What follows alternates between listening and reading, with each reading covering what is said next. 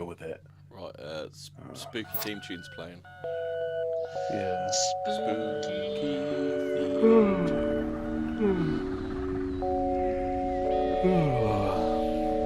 No, it's falling asleep already. Well, that's a great start to the show. That's We're off that's to a what flyer. happens. We're off to a flyer, Hobbit. Yeah, but that's what happens when I don't have caffeine. I just feel so sleepy. I'm so tired. I'm so sleepy and tired all the time. And now you're Does it make you a Mexican as well? So tired. It's my happy song. So I was thinking about something today, and actually, think about it in about 15 seconds when the title's finished. When the theme tune's done. Is it the extended version? No, it goes for a minute. It always has done. Welcome to another Fortean Words. I have Hobbit and Fraser with me, and spooky theme tune is over. So Hobbit, go. Yeah. So, have you ever noticed how entertainment is really boring these days and not good at all? And also, I thought you were going to do me these are the voyages of the Starship 14 Words or something. Right, these are the voyages of the Starship 14 Words. Its mission to boldly talk about things that have been talked boldly before. Ramble about stuff, sort of. Yeah, it's to seek out new conspiracies and new theories, to boldly go where no podcast has gone before. There we go.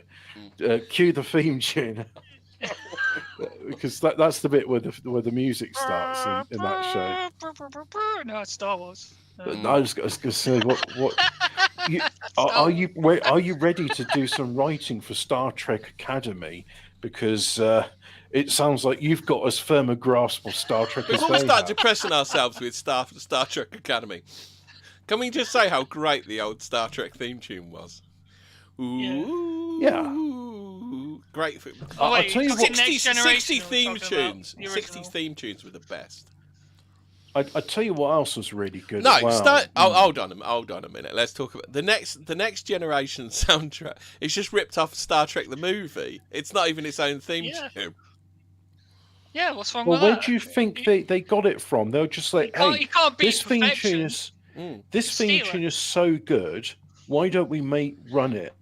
Yeah. For like 26 episodes for the next 7 years, because it is that good. It's like, for example, a lot of people, right, they say that the theme tune for Star Trek Enterprise is Faith of the Heart, which is like some Christian rock song, and it's not. The true theme tune to Star Trek Enterprise... That was on the Enterprise, so that was actually on Enterprise's theme song, if you haven't watched it. But the true theme song for Enterprise is in the episode of Mirror Darkly, where we see the Terran Empire.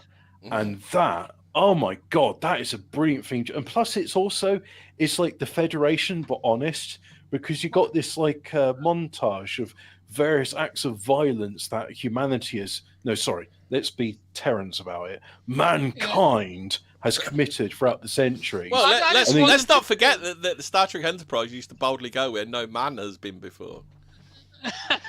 Well, exactly. But can I just point out?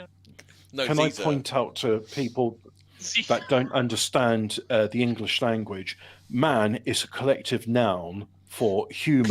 Could you imagine if Kirk came on board a Star Trek, an Federation vessel, and he found the captain curled up reading a book at the fucking captain's chair? Well, no, because that's just like, it's anti-fan fiction. Like, an example of fan fiction is the story of Ensign Mary Sue, which was perfect at everything and well liked by everyone. And even Spock was impressed with how logical she was. I was going to say, and she also had a link to the OG characters as well, didn't she?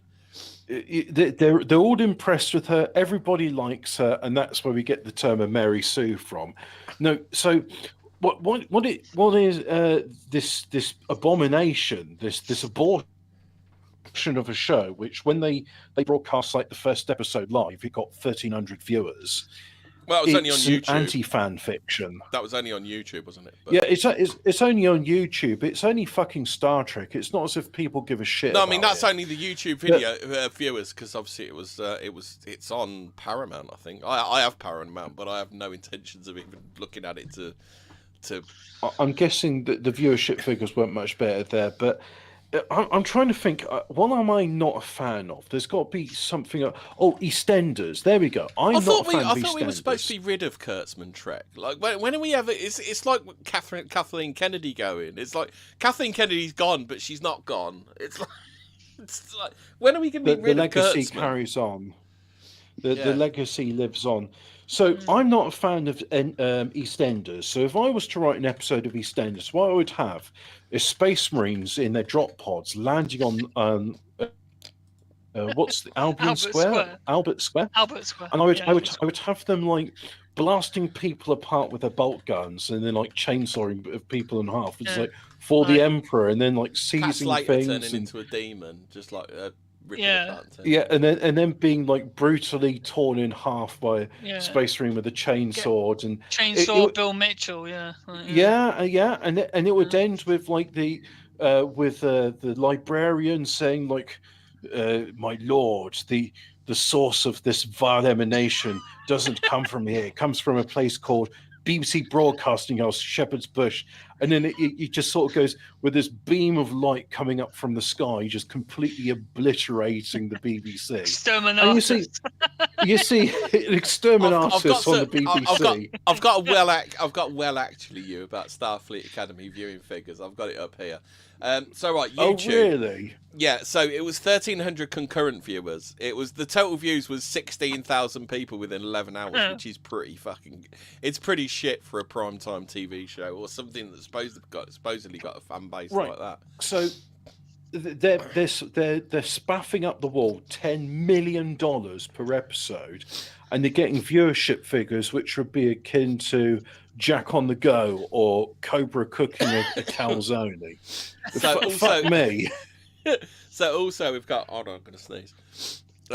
So streaming performance on Paramount Plus. So I've got no actual figures, so it's just got like where it comes when it comes out.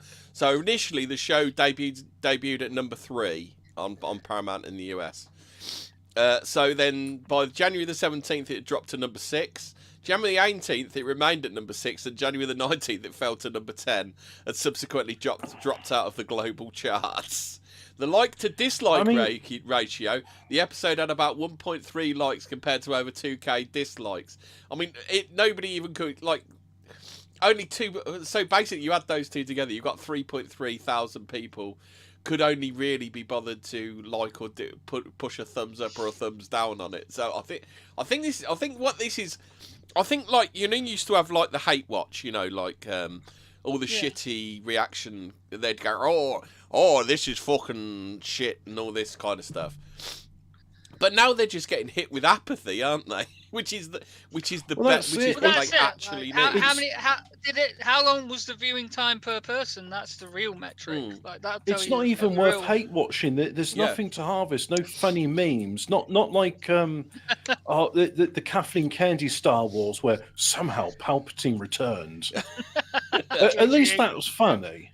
And the force nicking stuff from the other side of the galaxy, like the weird fucking shit. What? Oh, I've got my special Jedi power of force shoplifting. Yeah, force shoplifting. How does that work? Well, here's the thing: it doesn't. So you see, because I'm not a fan of EastEnders, that's how I'd write an episode of EastEnders, and that was it. It'd be over. There'll be the end. It would just be like. And that's the exciting conclusion. You know what? It's kind of like the exciting conclusion of, was it Brookside or Emmerdale Farm, where they crashed a plane on it? Oh, and there's that Park Place are talking about it as well. They say, in the 11 hours following its release, the episode accumulated approximately 16,000 total views. Numbers that would be underwhelming from a mid-tier fan upload, let alone a flagship franchise entry from a major studio. Well, this is the other thing, isn't it? This is why the corporations are trying to regain control of the internet, because they're just getting their fucking ass kicked by people. Well, look, if Cooking with Jack can make a video where he's making the worst chili on Carney possible, and then and that gets more views than this. I mean, that's pretty fucking dire, isn't it? I mean, for those not familiar with it, Jack Scaffolini is this fat turd who's had like 5 strokes, and he's lost Only the 5? use of one arm, and Christ. he makes the most inedible food possible. And the problem is, like, you could sort of say, oh yeah, if a retard's cooking, you could just go, well, yeah, they're like a 5-year-old's been let loose in the kitchen, and it's the results are predictable. To be fair, those Downey lads that do the cooking, they come out, their recipes actually look edible. So I don't know if it's actually. Well, that's yeah. I mean, it's pretty dire when like, you know, you got like actual Downies who can cook food more edible than Cobra or Jack.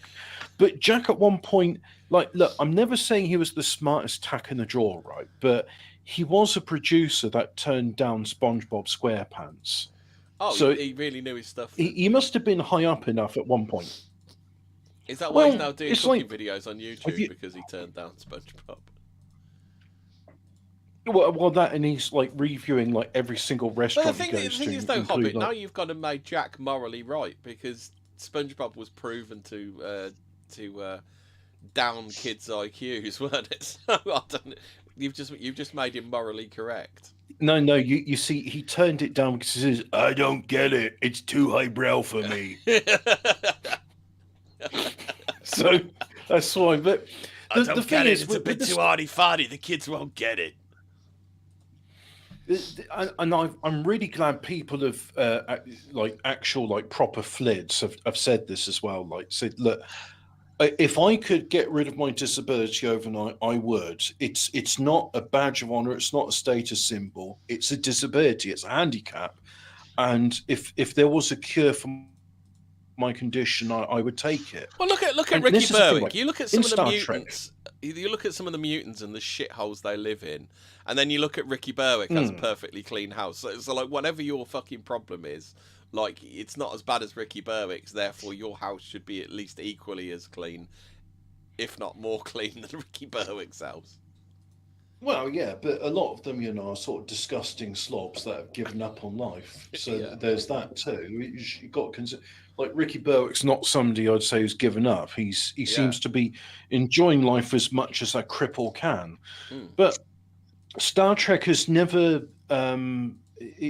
It's not that he embraces disability. It's more that it's a case of they can get over it. So that's the thing. It's post scarcity. Doesn't Worf get a lab-grown transplanted spine or something, doesn't he? Yeah, because otherwise he was going to be quadriplegic. Yeah.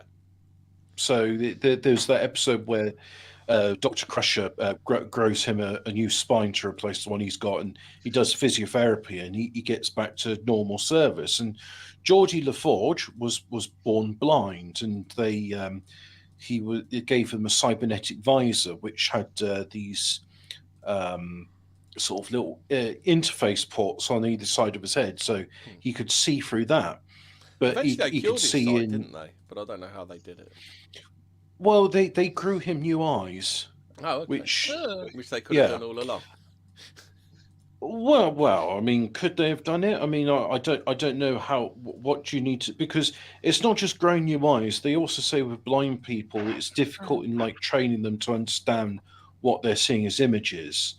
Like, I think I can probably talk about this. I'll talk about my history. You see, so I was born with an eye defect, and it could have fucked me up. It could have caused me to be partially sighted or so blind. You could have been Cobra or Cyrax then.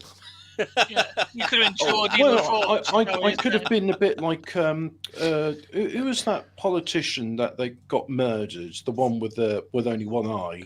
While we're talking about Gordon Brown, while we're talking about people, oh no, not Gordon Brown. He didn't get murdered. No, I was thinking of Robin Cook. He had the use of 2 eyes. But anyway, point being is, hold on one sec. While we're talking about blind people, did you see that fucking Danny DeVito motherfucker that got arrested by ICE? That was so fucking funny. I haven't been following the shenanigans. He's a little goblin. He's a little goblin that looks a ringer for Danny DeVito, and they're arresting him, and he's shouting at him. It's so funny. is he Mexican Danny DeVito or something? Yeah. Like, well, He's I tell you like, what, he's like, I was there and I was scared for my life, and he's going, "Fuck you, Ice! Fuck you, Ice!" What really annoys me about that whole situation is Will Stansel lives there. Now, for those not familiar, Will Stansel is the star of his very own show, The Will Stansel Show. And he has been going around, like, following ICE vehicles and honking his horn at them in a really annoying fashion.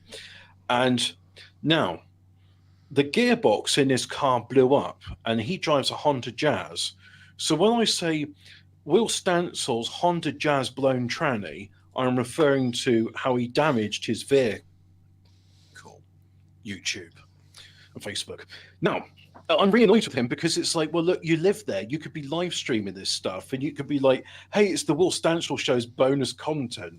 I'm really looking forward to the next episode of that show, by the way.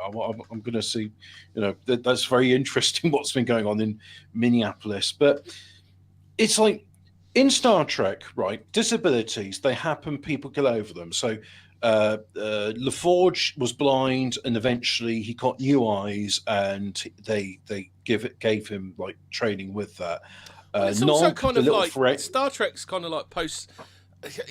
Starship, as I was saying before the show, like Starship Troopers is libertarianism, whereas Star Trek is a little more communism. Communist. It's not cringe communism, but it's like it's purely because, like, the world has become post scarcity, isn't it?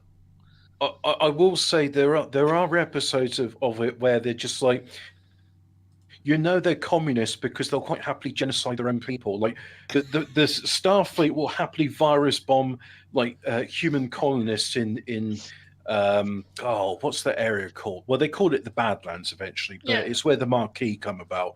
They'll happily virus bomb their own people to save some Cardassians, then virus bomb any Cardassians. To be fair, Khan wasn't exactly treated well, was he?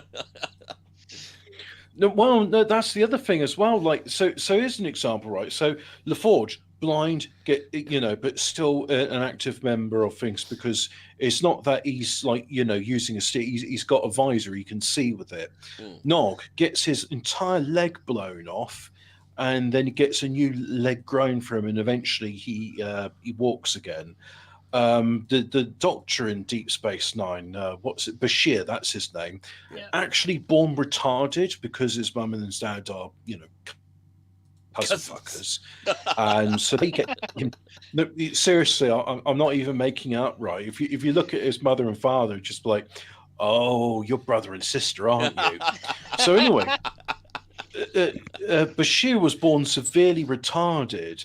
And then they use genetic modification, like with Khan, which was outlawed because of Khan, and they did it on him so that he could be normal. Well, let's be honest, Khan wasn't exactly the poster child for genetic modification, was it?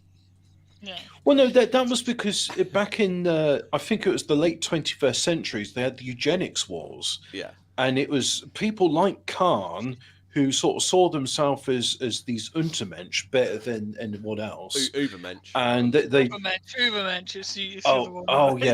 Uber is over, not over. Over, not under. Well, they were Untermensch in that they were being oppressed. They were treated by as normies because they didn't like how they were better than everyone. Yeah, that's it. So they were getting brutally oppressed by the goddamn normies of the Federation. They were being oppressed by the midwits. But what I want to establish here, right, is the fact that there are disabled people in Star Trek, and they use their technology to overcome the disabilities. They don't just go, "Oh, what? It's 1,000 years on from the time of Captain." But you remember Star Trek: The Search for Whales? It's, oh my God, they're cutting his skull open. That's barbaric. You remember that bit, don't you?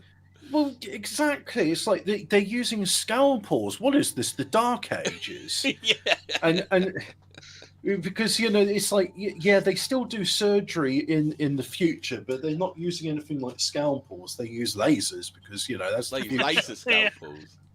Yeah. Well, whatever. It's just it is what it is. But the thing is, Star Trek Academy, I'm told it's set of like 1,000 years from the Captain Well, I Kirk's do know, time were or the whatever, red or shirts- Archer's time. Were the red shirts, were they So genetically just hang on. modified? So no, they're just cannon fodder. Now, in Star Trek Academy, they got this useless fat retard. And by the way, YouTube, I'm using that term correctly. That is the scientific term. She does. So this She does useless swallow her fat com retard- link, doesn't she? You seen that bit? No, I'm not even there's a bit where talking she's- about that one. Oh, not that one. Oh, there's another fat retard. No. So yeah, they've got Hamblin Reed as a recruit in the academy, and she's just like, I sat on my possums and I broke its spine, and then I had my comm badge because I was hungry, and I just thought, hang on, it's like the replicator just. Surely the replicator would be like, no, you've had enough, fatty. 8,000 calories a day is too much. But I'm so hungry. Give me some more vittles. It's like The thing is though, Hobbit, bear me out on this. What you really need is when they torch all of the Kurtzman track era. What they want to do is they want to bring in a right-wing writer, and what that right-wing writer does, he has to right all of the wrongs that were created, like the insane period in Starfleet where they just like did the blue-haired period. You know what I'll be happy to do? I'll be happy to say, oh, that was a weird dream, wasn't it? Yes, somebody must have been messing with the space-time continuum. I'd have a series based on the Mirror Darkly and just have them go in and just genocide everyone.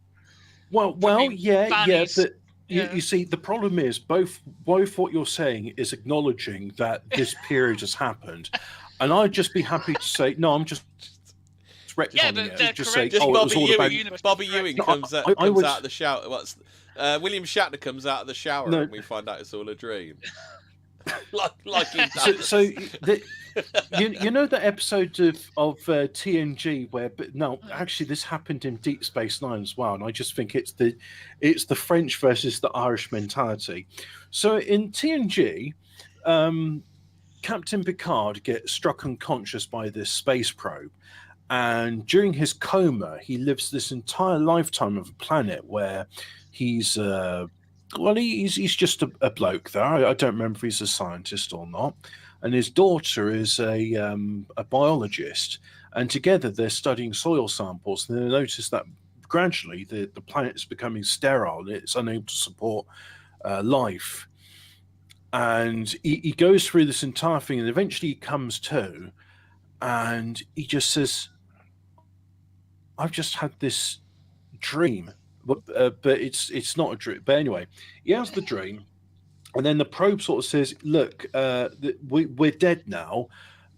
So this is a time capsule, so you get to experience our world. And by the way, there's a present in the capsule for you." Card opens up, and it's a flute.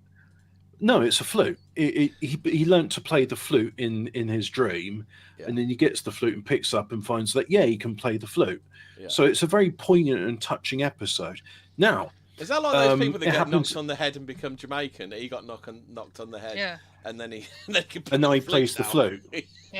Yeah, that's it. And he was a soil scientist for 80 years, and then he just sort of like eventually when he comes to, because he gets counselling and all that stuff, and he just like, oh yeah, I do remember being a captain, but it seems like another lifetime. And there's like, no, captain, the lifetime you experienced was a coma.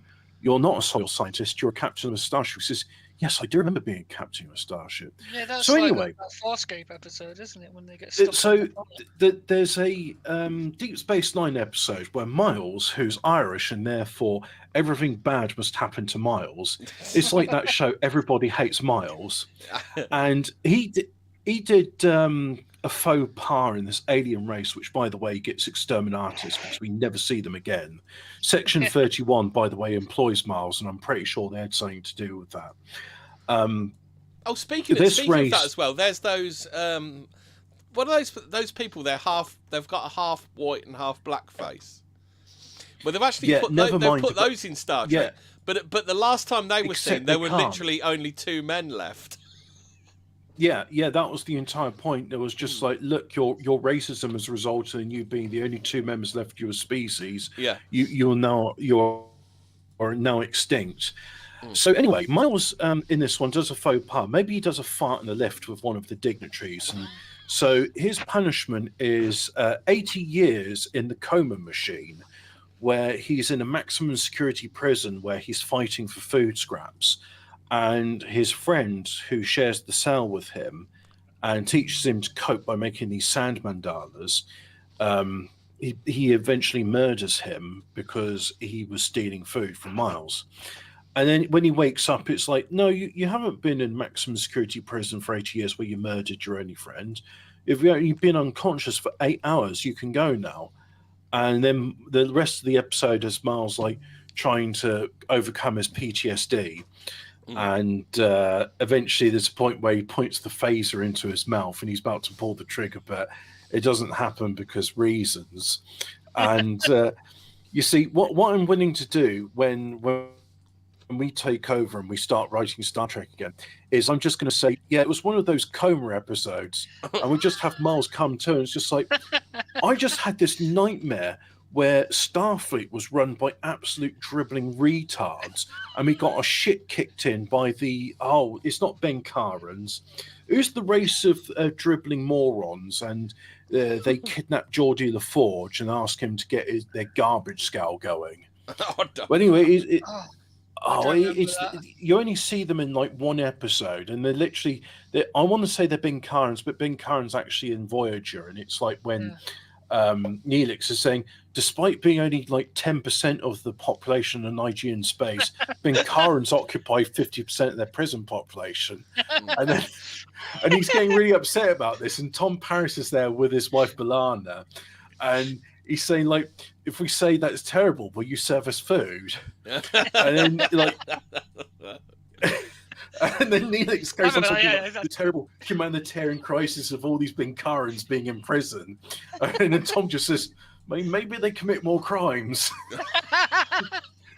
So anyway, what I'm going to do is I'll have like Miles or somebody else from Star Trek, whoever's still alive and is willing to do it, just wake up from the coma machine and gone. It'll be a no.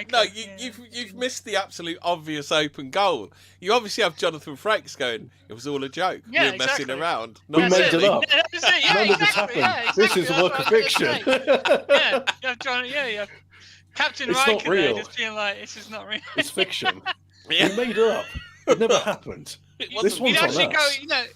You have him on like the screens and like fucking in the academy thing, and he walks in and says, "Yeah, we made it all up." Dumb elf cooker just wants to add to the bonfire. He said he wants Rosie Jones as the science officer. Oh God! If I was doing anti-fan Star Trek, I would have had Cobra as the science officer. No, Cobra would be Neelix, wouldn't he? It'd be you'd do Voyager, wouldn't you?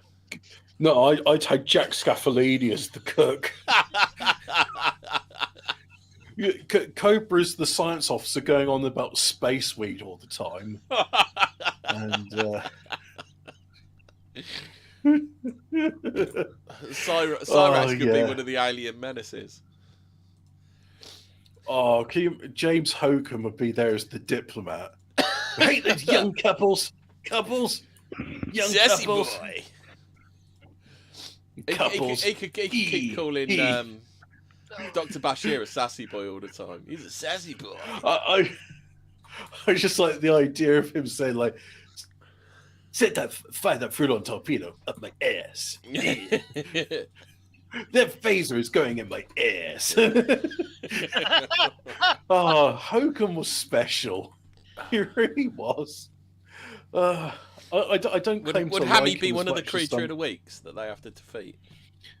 Oh, she'd be the blob, Armus, the blob of evil. The tree. Oh, she could be a tribble.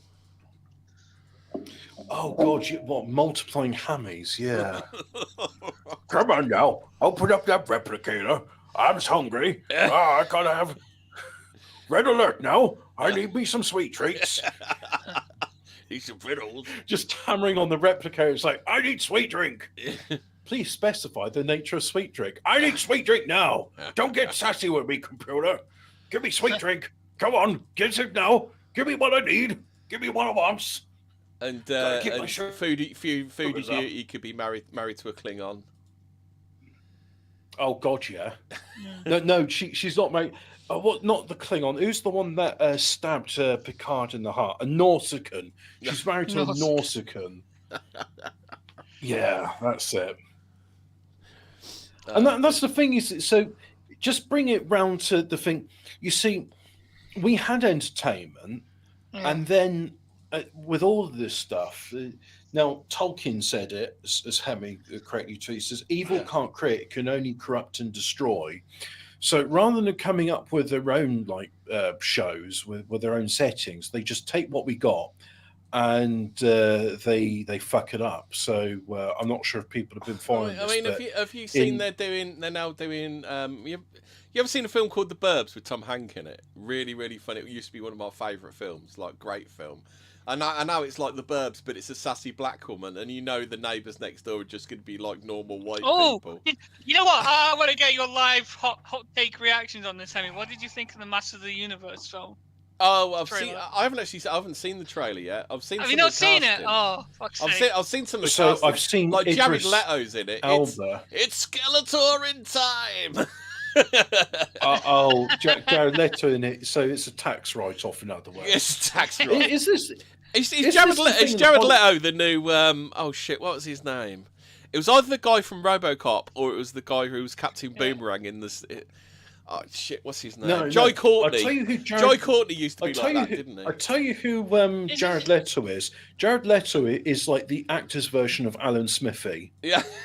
you know, if he's in this film, it's like, oh, it's a tax write-off. Okay, no need to watch it then. But it's like, have you seen? Oh God, fuck it! It's gone. It's gone. It's gone. It's kind of like Henry Cavill. Henry Cavill, all of the the slop reviewers, they always insist that Henry Cavill's this great movie actor, but there's literally no proof of this. I just remembered it, right. So Idris Elba's getting cast as a ginger, and it just seems to be, are all the casting directors in Hollywood like dyslexic but only with one word? We're going to need a ginger then, is he? That's it, Man at Arms, yeah. Because I was thinking like that time when they replaced April O'Neil with one of you know what's and God, I don't jogging. To be fair, I don't think that's fair because that April O'Neil wasn't even human. The one in the Seth Rogen Turtle movie. Oh God. Two words, you know you're going to be in for a bad time. Seth Rogen, don't you? Do you remember when Seth Rogen was going to release that horrifically anti-Christian film Santa Incorporated, and then based on all the comments on it, it was on HBO. It was on HBO. What? It did? Yeah. About 4 or 5 episodes, about 6 episodes, weren't it? I thought it was a film. I'm really upset about it. It was a mini-series or something. I don't know. Hold on. Whilst you look that up. So there was a bunch of... Now, Sarah Silverman and Seth Rogen did a sort of Christmas cope and sieve session where they had a Christmas tree and a menorah. Apparently they're talking about, and it's funny as well. Yes, right, okay. So they were doing a cope and sieve session with the sort of Skinwalker Christmas thing, because like I said, menorah and Christmas tree. Well, it was basically like, because we never really had them over here, but the Yanks had the Baskin Robbins stop motion stuff, didn't they? So it was like something from their childhood. So obviously it needs shit in the back. Fucking hell, it's only 30 minutes long. Right. How do they fit so much shit into 30 minutes? Well, anyway, people were in the comments talking about that. There's some really interesting people in this. There's Sarah Silverman, Seth Rogen, Evan Goldberg, Joshua Fagan, Matthew Senroy. Hang on, Fagan? Isn't he a character in Oliver Twist? John Harvatine, the fourth. Hank Friedman was the editor. Hang on, Oliver Twist. Wasn't Oliver Twist like a famously anti-Semitic work of fiction with a character in it called Fagin, who taught orphans how to steal from people. Yeah. And also, they did that whole song about Seth Benjamin Green was in it as well. I mean, Benjamin Green. So they were doing this Cope and See session, and they're talking about the comments to their trailer. And now there was this one chap called Fremen on the Sand, and he wrote a comment saying, I heard in Santa's workshop they have swimming pools, orchestra pits, and even brothels for the elves. Doesn't sound very Christmassy if you ask me. Ho, ho, ho. it's like... Alphabet Cat brings up Frank Langella, you know, Skeletor in the 80s one. The really good thing about that movie was the only reason he did it was to make his daughter happy. Isn't that just like the greatest reason to do a movie when you're a dad? I can't remember who else has done it, but there's been a number of other actors who've like, well, I'm not into this, but my children are, so I've done it. Street Fighter, isn't it? Raul Julia. Yeah, but also Rick Mayall in Harry Potter, and what else? There was another he guy. Was one of the ghosts, wasn't he, in Harry Potter? Yeah, that was it. I'm trying to remember. It wasn't Sean Connery. Oh, I forget who it was now. Doesn't matter. But point being is, there's been this trend now with like entertainment to make it aggressively bad and boring, and to also just not understand the point about it. Like, look, they always say. Do you remember when science fiction used to be allegory, and now it's just like slam it in your fucking face political messaging, isn't it? Well, it's got less nuance than an episode of Sesame Street. Yeah, and you know, Sesame Street's not known for its highbrow writing because, let's face it, it's a show to teach English and basic numeracy to brown people, and I think people, you know, they know that. No, I mean that's why you got was it Oscar the Grouch who lives in a trash can, because that's a character that people that watch Sesame Street can relate to. Because not everybody lives in a home. Oh, that was another thing with Sesame Street annoying me. They say, "Oh, we got this new character, and it's the first unhoused character on Sesame Street." It's like, are you kidding? Oscar the Grouch has been there since day one. Well, it was like when they said, "Oh, the Black Panther is the first ever black superhero to get his own movie." What about Blade? Oh no, that doesn't count because he's not black; he's a vampire or something. Yeah. You know, some weird. But there's this thing amongst writers, so they say, write what you know. And I even remember this foreword by Orson Scott Card, who wrote Ender's Game, and he was saying, "Well, how can I write science fiction? Because all I know is history." He's got a degree in history, and there's like, well, that's a great start for writing science fiction. Basically, do historical battles, but sci-fi it up. And actually, that said, Ender's Game is quite novel in its own approach as well. So he's I don't know what he's talking about there, but they say write what you know, and I'm thinking, you know what, that is an idiot. Is he idiom? No, it's an adage which these modern writers need to just abandon. Don't write what you know, because the problem is, Hobbit, they do write what they know. And that's what I'm saying. That's what I'm saying. Ender's Game is a tropey fucking ending, isn't it? It's the I'm committing genocide. Oh, let me. Is that the movie ending or the book ending? Yeah, because I read the book. The movie ending. Movie endings. Oh well, look, I don't really know about the movie, but I've read the book, and it's been over 30 years since I read the damn book. So at the end of the movie, he's all remorseful. He's like genociding like these bug things, and he runs off to give them a home. You see, in the book, and that's also that is in the trilogy of books afterwards. Now, Ender didn't realise it at the time, but he was doing these simulations, and they were getting harder and harder, and the stakes are getting more and more. And then eventually, the last simulation, it wasn't a simulation. It was like, no, you really were in command of the fleet, and you've defeated the bugs. And he felt betrayed because it was like, but if I'd done that, I would have held back. It's like, and that's why we didn't tell you. Yeah. So we needed to win. It's a war, and he gets all upset because he was basically lied to. And I was in the film as well. Yeah, so okay. In that case, the film's fairly close to the book as well. But it's strange. They're sort of saying, "Oh, we'll need children to fight this war because their reflexes are better than adults." And I'm like, well, look, having played FPS games against children, I can say that their reflexes are not better than. Well, they don't adults. have they probably do. They anyway. do have the reflexes, but they don't really have the experience to control the reflexes, to control their bodies, do they? Well, that's with the training. But anyway, young adults are better than fucking kids. Yeah, there's probably a certain peak. I'd say probably 25 is for physical reflexes. But anyway, so I am saying to writers, and the reason I said about write what you know is the first time I saw that was the forward to Ender's Game. Is with these writers, don't write what you know, because what you know is taking SSRIs and having a whinge to the therapist that you're a fat, useless piece of shit that can't do anything. And it's like, I don't want to watch, I don't want to watch an episode about competent What was Ender's people first name? Was it Bell, says Dom? It's Ender. His first name's Ender. His surname is Wiggin. It's Ender Wiggin. Oh, right. Okay. And Dom was under the impression it was his surname, so he was making a bell ender joke. Right. Yeah.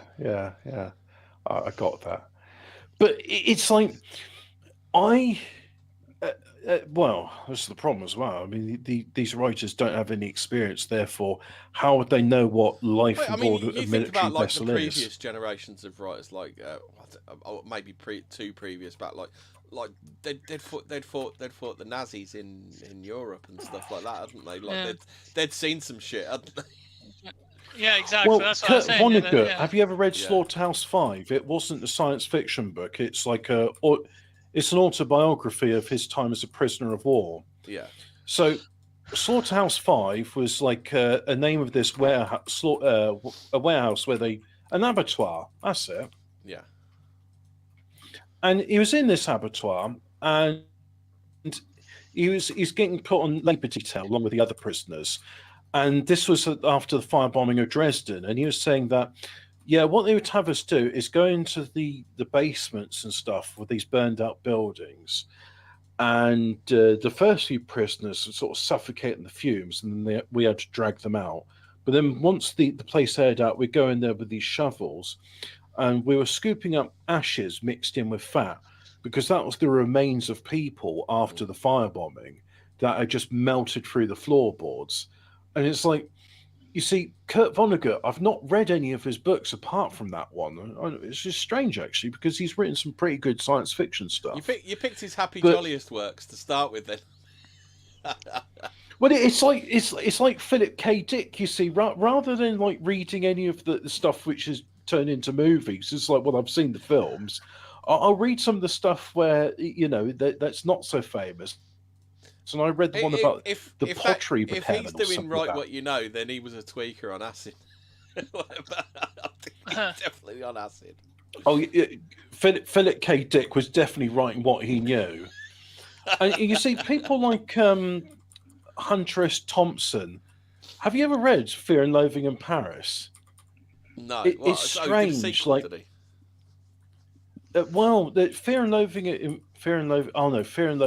Las Vegas. I was thinking of Last Tango in Paris, which is a completely different story. That's slightly different. Yeah, that's a different story. God.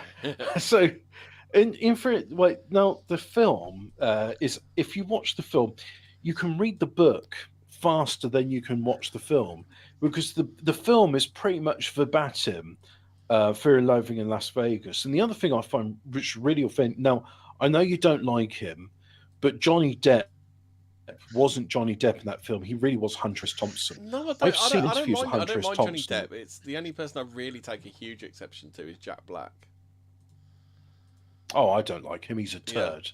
Yeah. The first time I ever saw him was in Mars Attacks. and I was thinking, who is this fucking unfunny cunt who is obviously related to somebody behind the scenes? Because they wouldn't put anybody this unfunny in a fucking comedy movie otherwise. All right, you see, the first thing I didn't see Jack Black in it, but he did the music to it, was called Tenacious D, Fuck Her Softly. Yeah. And I don't know why I watched the music video to that song and I got really annoyed with it.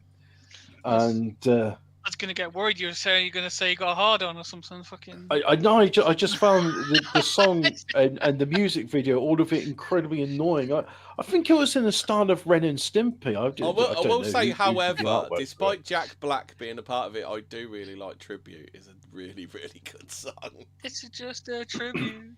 Yeah. Yeah. Yeah. So do you remember the Pick of Destiny? Remember that film?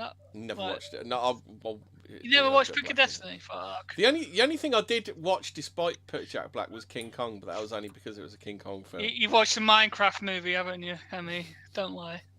Oh, with gay Jason Momoa. Why is Jason Momoa being like flamboyantly gay in all of his movies now? Oh God! I think the steroids. You've got to see him in Fast and the Furious 10. Like there is nothing. Oh, I haven't seen that yet. I don't need to. He does not know how to do like maniacal. But so he just. I'll tell you what I'll do. I'll do gay instead. And I don't know why.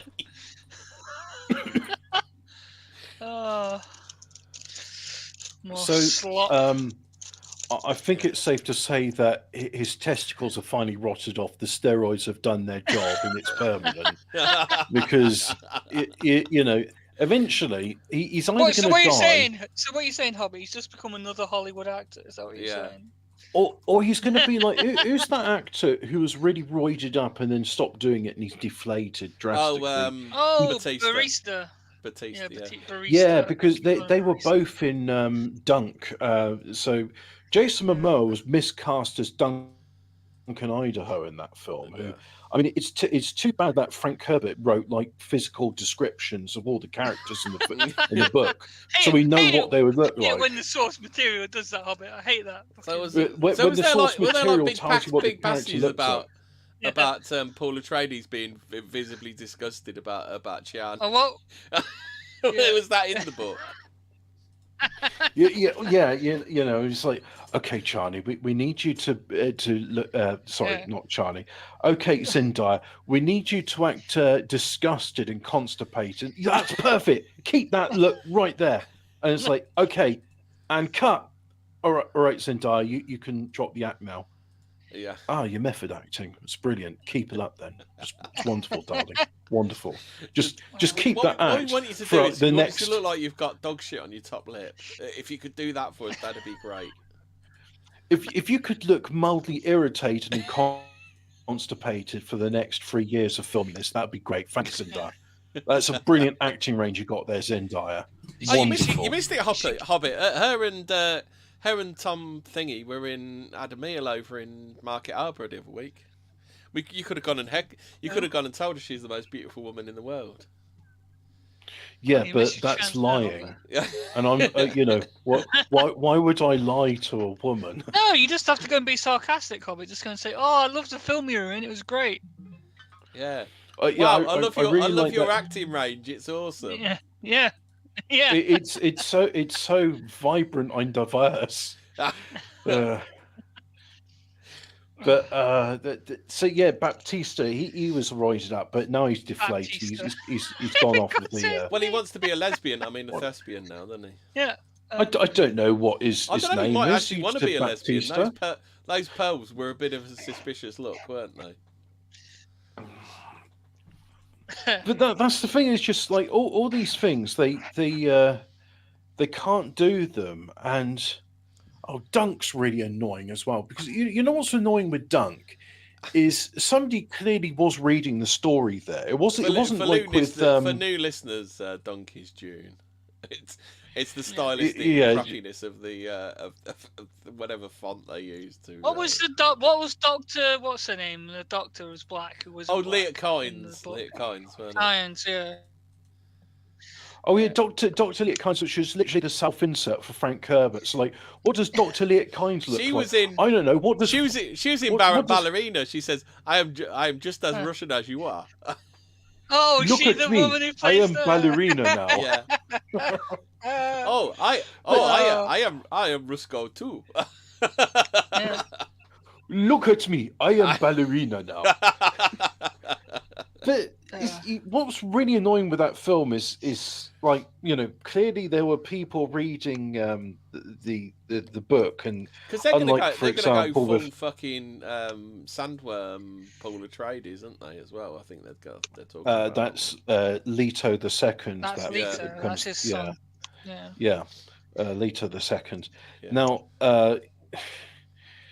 it's so annoying because clearly they've read it and they've gone, right, we've read the book now, how can we fuck this up? Who's the worst casting director in Hollywood? Yeah. I know, let's get the guy who did Springtime for Hitler. He did such a good job on that. Let's get him to direct this fucking film. He'll make it into a musical. And that's basically all the Hollywood does. You missed the classic from Instant Mental Lizard. He said he's Jason Momoa now. Oh. No, the thing is, right, I don't have any like love for this character because the first thing I saw him was Stargate Atlantis, and I was like, oh, I see, you're the token in this show. Well, yeah, I mean, his acting range in that was one note as well, wasn't he? He was just a staunch, tough guy. I mean, what's it? Count Drogo? Is it Count Drogo? The brood, Count Drogo. No. What Stargate Atlantis was? I'm getting I'm getting Game of Thrones mixed up with Return of the Jedi. Stargate Atlantis was formulaic and derivative, and you could clearly see that Jason Momoa in Stargate Atlantis was like Poundland Worf. Yeah. It's like, okay, we need you to lose a fight against these barrels now, Jason Momoa. Well, actually, the geezer from the original Stargate was Poundland Worf, so he's Poundland. No, it was a Teal'c rip-off. Poundland Teal'c. Yeah, what was his name in Stargate? What was his name again in Stargate? Teal'c. No, Jason Momoa. Poundland Teal'c. It's Poundland Teal'c. Shepherd. Yeah, it's Poundland Teal'c. Oh, and they got that really annoying Canadian from The Cube who reprises his role from The Cube in that. He's the creator of The Cube, and it's like, Rodney well, McKay. you see, Rodney McKay. Yeah, he says, like, well, you see, I was I was serving a life sentence for devising this elaborate torture mechanism called The Cube. And they've decided to put me here on this Atlantis installation where I will devise elaborate traps based on the technology I find here. Yeah, guy, he's a turd. Yeah, every single thing he's been, he's been a turd. I kind of liked him in Atlantis. He was camp enough for it, you know. To be fair, one of the few reimaginings. No, I'm saying the actor himself is a turd. Is him? The cat he played all right. He's an actor where they just like you know when you need Brad Dourif for a film and you get Brad Dourif to do it because it's like we need an actor who can play. Jack Nicholson always played Jack Nicholson in a film, didn't he? Well, that's what I'm saying. Is like we need an actor to play Brad Dourif in this, so you get Brad Dourif to do it.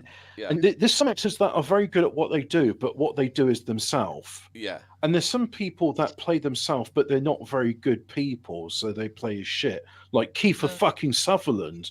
I'm so glad I've been vindicated with that. That guy is a fucking arsehole in real life, and it's been proven. What? I don't know. You're gonna have to. Oh, didn't you hear? He got into a fight with a taxi driver because the taxi driver was just like, I'm not driving you there, you're not paying me. Kiefer Sutherland's like, do you know who I am? I'm really important. I'm going to touch you like in 24. And then the taxi driver's like, that show was over 20 years ago. You're not relevant anymore, Kiefer Sutherland. I've got more internet clout than you have. The Lost Boys was 30 years ago. Fuck off. Move on. It's like, well, I'm trying to move on, but you won't drive me to my destination. I would love a Hollywood star to just pull me on. Do you know who I am shit in front of me just so I can go, no. No idea. Even if I knew them, I'd still go, I don't know. I mean, not that I'm a taxi driver, but if I was a taxi driver, Kiefer Sutherland was trying to start ship. Now, allegedly, I got to say allegedly because it's still in trial. If Kiefer Sutherland allegedly was going to start ship me and say, "Do you know who I am?" I look at like intently in the rearview mirror and go, "Are Donald you?" Sutherland? No. I'd look at him and I'd sort of go, "Oh, you're." I'm trying to remember the name of that bloke. No, you know that bloke who they have that road rage incident. I'm Ronnie Pickering. That's it. Oh, okay. Are you Ronnie Pickering? Just like, yeah. The thing is, though, a lot of people have said, I'm not the first person to say this, but where celebrities really ruined it for themselves was they decided to start talking to people on the same level on Twitter, and then you realise they're all fucking dickheads and arseholes. I mean, that's what's really like led to the decline of the star, hasn't it? Like them being themselves. But what I like is that there's some people you know they're not that smart, but the heart's in the right place. For example, Kevin Sorbo. And have you ever seen Kevin Sorbo's tweets on Twitter? I know that one. I tell you what, he's actually, you know what, he's not the sharpest tack in the drawer. But his heart's in the right place. Deliver the line "disappointed" very well. Oh, he can deliver stage directions when no one asked him to. Yeah, he'll deliver stage directions. You know with about a that one, don't you, Fraser? Yeah.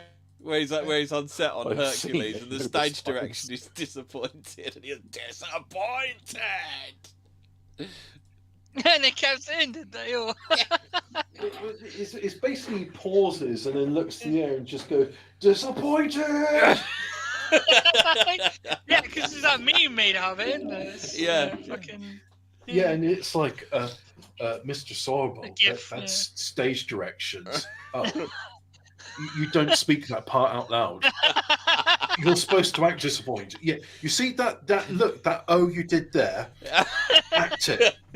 Deliver your line and channel that disappointed that you've got.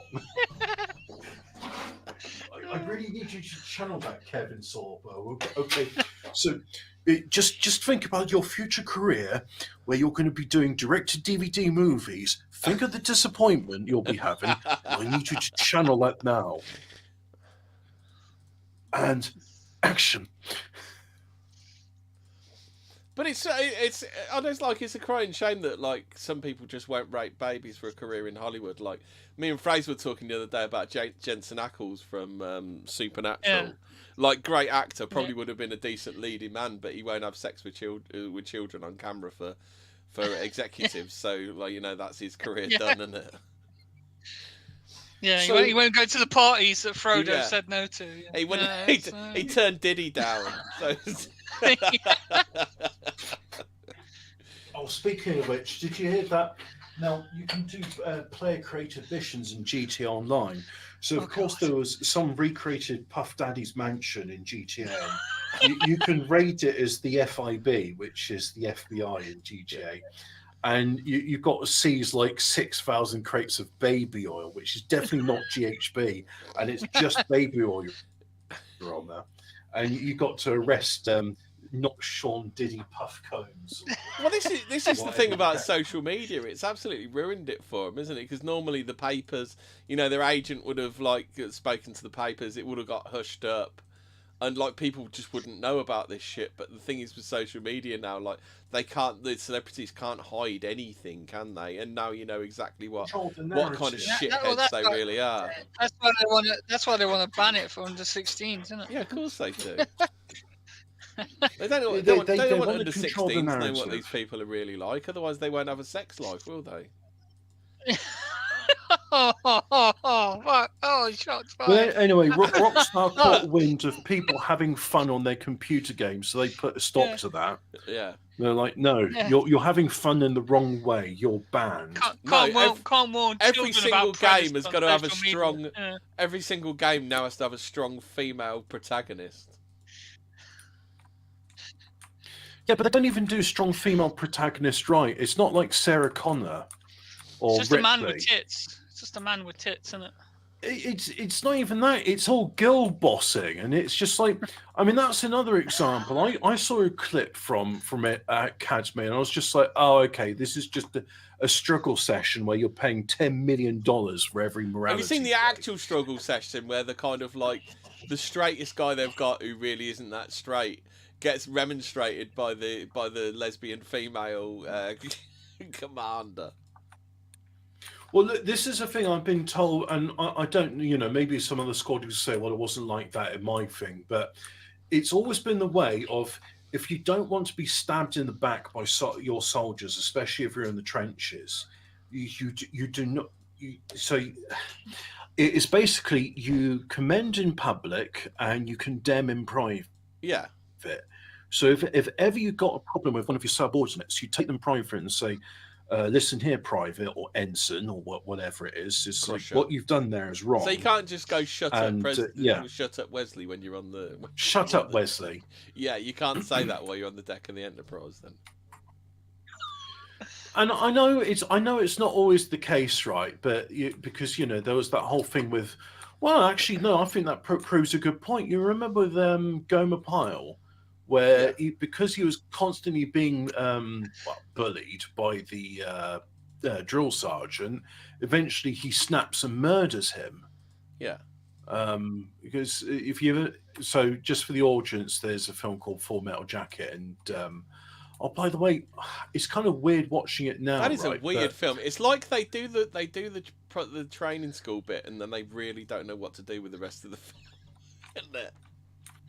Like you can literally turn it off at the end of training school, and just that was a good film. That was you don't need to see any more of the film apart from Sucky Sucky Me Love You Long Time. Well, that's the thing, you see. I mean, Stanley Kubrick had this idea for a film, but then when Ali Emery was there as a consultant, Stanley Kubrick said, look, you can act this better than anybody else. Can you please just be a drill sergeant? He says, yeah, okay, I'll give it a go. And that's why the first half of the film is Ali Emery and him sort of channeling being a drill instructor to the point where he causes... Now, this is the thing. If you're watching Full Metal Jacket today, what you might not realize is that Gomer Pyle was considered hideously obese back in the 80s because not everybody is a walking large planet like they are now. You see, this thing where everybody's a fatty, that's only a recent thing. Speaking of which, right, like, there's like people are fat, and they like, I'm fat, you're fat, we're all fat here, right? But and then there's some people that are fat. Like, have you ever seen Airsoft Fatty? No. Like, I've been watching sort of classic mutant streams, and Airsoft Fatty features prominently in that. And my God, he's fat. But it's the fat where the face is fat as well, and it's the fat where the eyes. How do you get fat face? I want to know. I've yet lymphedema. Well, it's like so it's like Royce's neck, isn't it? Royce's neck is like that, isn't it? Well, it's lymphedema. You see, what happens? You got this secondary. You got your circulatory system. Yeah, I know what lymphedema is. But secondary to that, you got your lymph vessels. Now, your lymph is blood plasma and toxins and other sorts of guff, which eventually filters through your body, and then I think it goes either into the bowels or the kidneys, and it gets excreted out. Kidneys. Yeah. Kidneys. Okay, it's kidneys then, and when you become fat, so your lymph system swells up because all the vessels get clogged up with lard, and Airsoft Fatty. Lymphedema is not exclusive to fat people as well, right? But No. I mean, like my mum had her left arm parts of it amputated, and she gets lymphedema regularly in her arm. She had to have surgery, so it's like, well, look, if we don't do this, you die. So, given the choice, it was like, but now she gets lymphedema in the left arm, and it got infected, Fraser. Yeah. Okay. Jeez. And so you see, Hobbit bites are nasty. You don't want a Hobbit bite. with these fatsos, they're so fat that their faces get fat as well, and then they get the fat shelf on the forehead. Yeah. And this is the thing, right? The most amazing bit of head fat has got to be like that bit on Lammy around his nose. Yeah. Oh yeah. That's an amazing bit of head fat, isn't it? I wish I had head fat. That'd be great. Well, it'd be like a baseball cap, but you know. Yeah, you wouldn't. You got it all the times. You wouldn't need sunglasses or sun visors or anything. Like life goals, get head fat. Yeah. Yeah. That's it. Life, yeah. But it's kind of not really necessary in Scotland. I mean, like interdimensionalism two suggests minutes that when there's fat on your forehead, you've gone too far. Yeah. Well, when your face is fat, you know, maybe like you need to put down well, not the pork pies. It's the sweet drink at that point, isn't it? Yeah. Yeah. Stop drinking Coca-Cola by the fucking truckload. Yeah. Yeah. But yeah, for Full Metal Jacket, Gomer Pyle was considered like comically fat, but I think this is the problem. Homer Simpson's just like fat now, isn't he? Homer Simpson was 260 pounds, and it's like, and he was considered morbidly obese. It's like, but I weigh more than 260 pounds. I'm not fat. Like, and it's like I look at myself, I was like, oh, actually, kind of are Homer shaped. No. At least I got a head of hair. But, yeah, that is weird. No, like the fat women when they get too fat for their hair, don't they? Well, yeah, that's the other thing. Yeah, when you're so fat that the capillaries on your head stop providing blood to your hair, so your hair all falls out. Oh. Fucking it's more of like a woman thing, isn't it? They get so fat their hair starts thinning out and falling out, doesn't it? I think it's because fat is hormone. Just women in general. No, I thought women's hair thins while men's fall out. Well, it depends. There's reasons, isn't there? Obviously, like there's the fat reason, but there's also women who colour their hair too menopause. Much. It just destroys menopause all the as well. In your hair. Yeah. Also, if you put your hair back in a ponytail too much, that can cut the blood supply to it. Yeah. So apparently that's not. You remember those really severe ponytails from like the 90s? Hobbit. Well, they're saying this is a problem with the geisha ladies. Is they all get baldness because they are. They do the thing with the ponytails, the really sort of severe. I bet those geisha ladies are some proper munters, aren't they? The amount of makeup they have on. Oh, well, that's the other thing too. You know that doesn't do the skin any good. Putting on a whole, it's a lot. The problem is you won't be able to tell if they're ugly. Nothing worse like than like when I was younger and like there's a girl you kind of fancied a bit and then you got a bit closer and you saw her makeup over a spot. Oh no! Oh, yeah. When it's obvious, they've got fucking the acne shit or fucking whatever on there. Yeah, but they've just troweled through the makeup over the top. top. Yeah, to try and hide it. Yeah. Grim. Yeah. Anyway, what was the point of this? The whole point of this is sort of saying it's like things have changed so much since then. Like you had writers who knew stuff, and therefore. Well, to be fair, I can speak of this because I recently watched all 4 Lethal Weapon films, and my God, they have got nothing. The woke in those films has got nothing on the woke of today, honestly. But the films were that enjoyable. But is it satirical woke? Is it satirical? No, it is fucking woke. Honestly, rewatch the I haven't watched them in years. Like, honestly, they make The Last of Us. They make The Last of Us look positively right wing. But the fact was, the films were so well made and they were so enjoyable that you kind of the woke kind of sat on the back seat, didn't it? Whereas the woke is on the front seat now, isn't it? And it's front and centre, isn't it? The woke. Well, it's like the only bit I remember from the Lethal Weapon films was Mel Gibson's character. He's kind of like he's this loner sort of loser. He's unstable, and then his buddy cop. He's got a family and he keeps it together and. He's doing that, and Yeah, so Mel Gibson's character is the Maverick, and this buddy cop's like, but the thing about that is like he's black. It's like, oh, so you were subverting expectations because you thought the Maverick loner loser would be the black cop. No, you're wrong. It's actually Mel Gibson. And it's like, oh, well, you know, you're not really subverting expectations because Mel Gibson's playing a character that he knows very well. Mel Gibson do be like that. People say it's not, but it actually do be like that, Mr. Gibson. It's amazing, although he's like he does tend to call out the wrong people occasionally. He still gets work in Hollywood. Just so the thing about Lethal Weapon is I've seen it. Yeah, I've seen that where they shoehorned in their agenda. Honestly, Hobbit, rewatch it now. Like however woke you thought it was, we'll turn it up to 11. Like that's how woke it really is. I got to say, I actually prefer Beverly Hills Cop to Lethal Weapon. I wasn't really a fan is the classic. Yeah. Yeah. At least that kind of played into expectations, didn't it? Even Axel F I found was quite enjoyable. The new one, the Netflix one. Oh really? Yeah. Well, the point about that was it was a nostalgia fest, but not in a like, look, remember that thing you liked? Look, we're going to pour acid all over it. Like it had its moments, but actually it was. On the whole, speaking of that, I need to watch the new Naked Gun film. Supposedly, it is actually good. Why did they make it look so bad in the trailers? I know.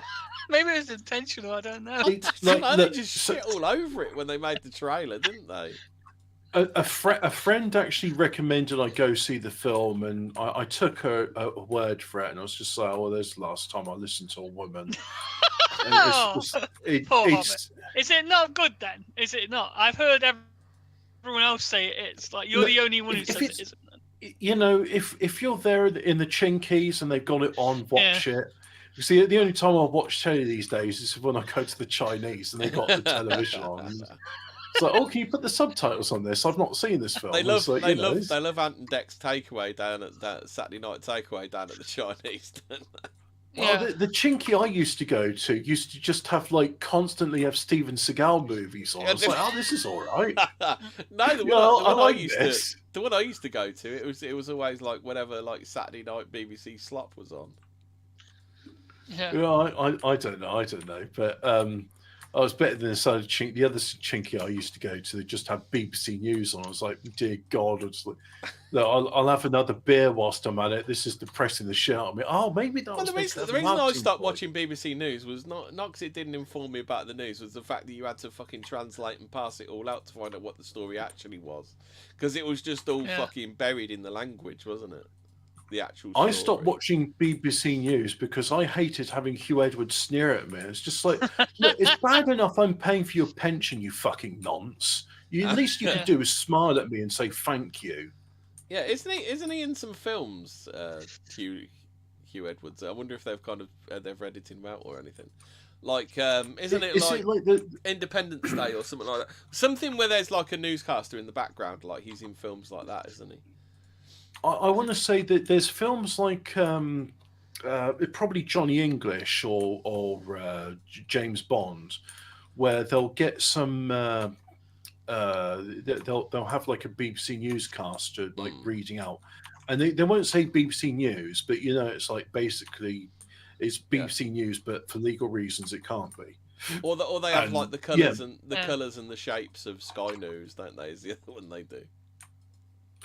Yeah, it's stuff like that. Really, it's just it's what can you say? It's just it is what it is. But the fact is, people used to be a lot more competent. Entertainment was a lot better. They'd be willing to take chances as well.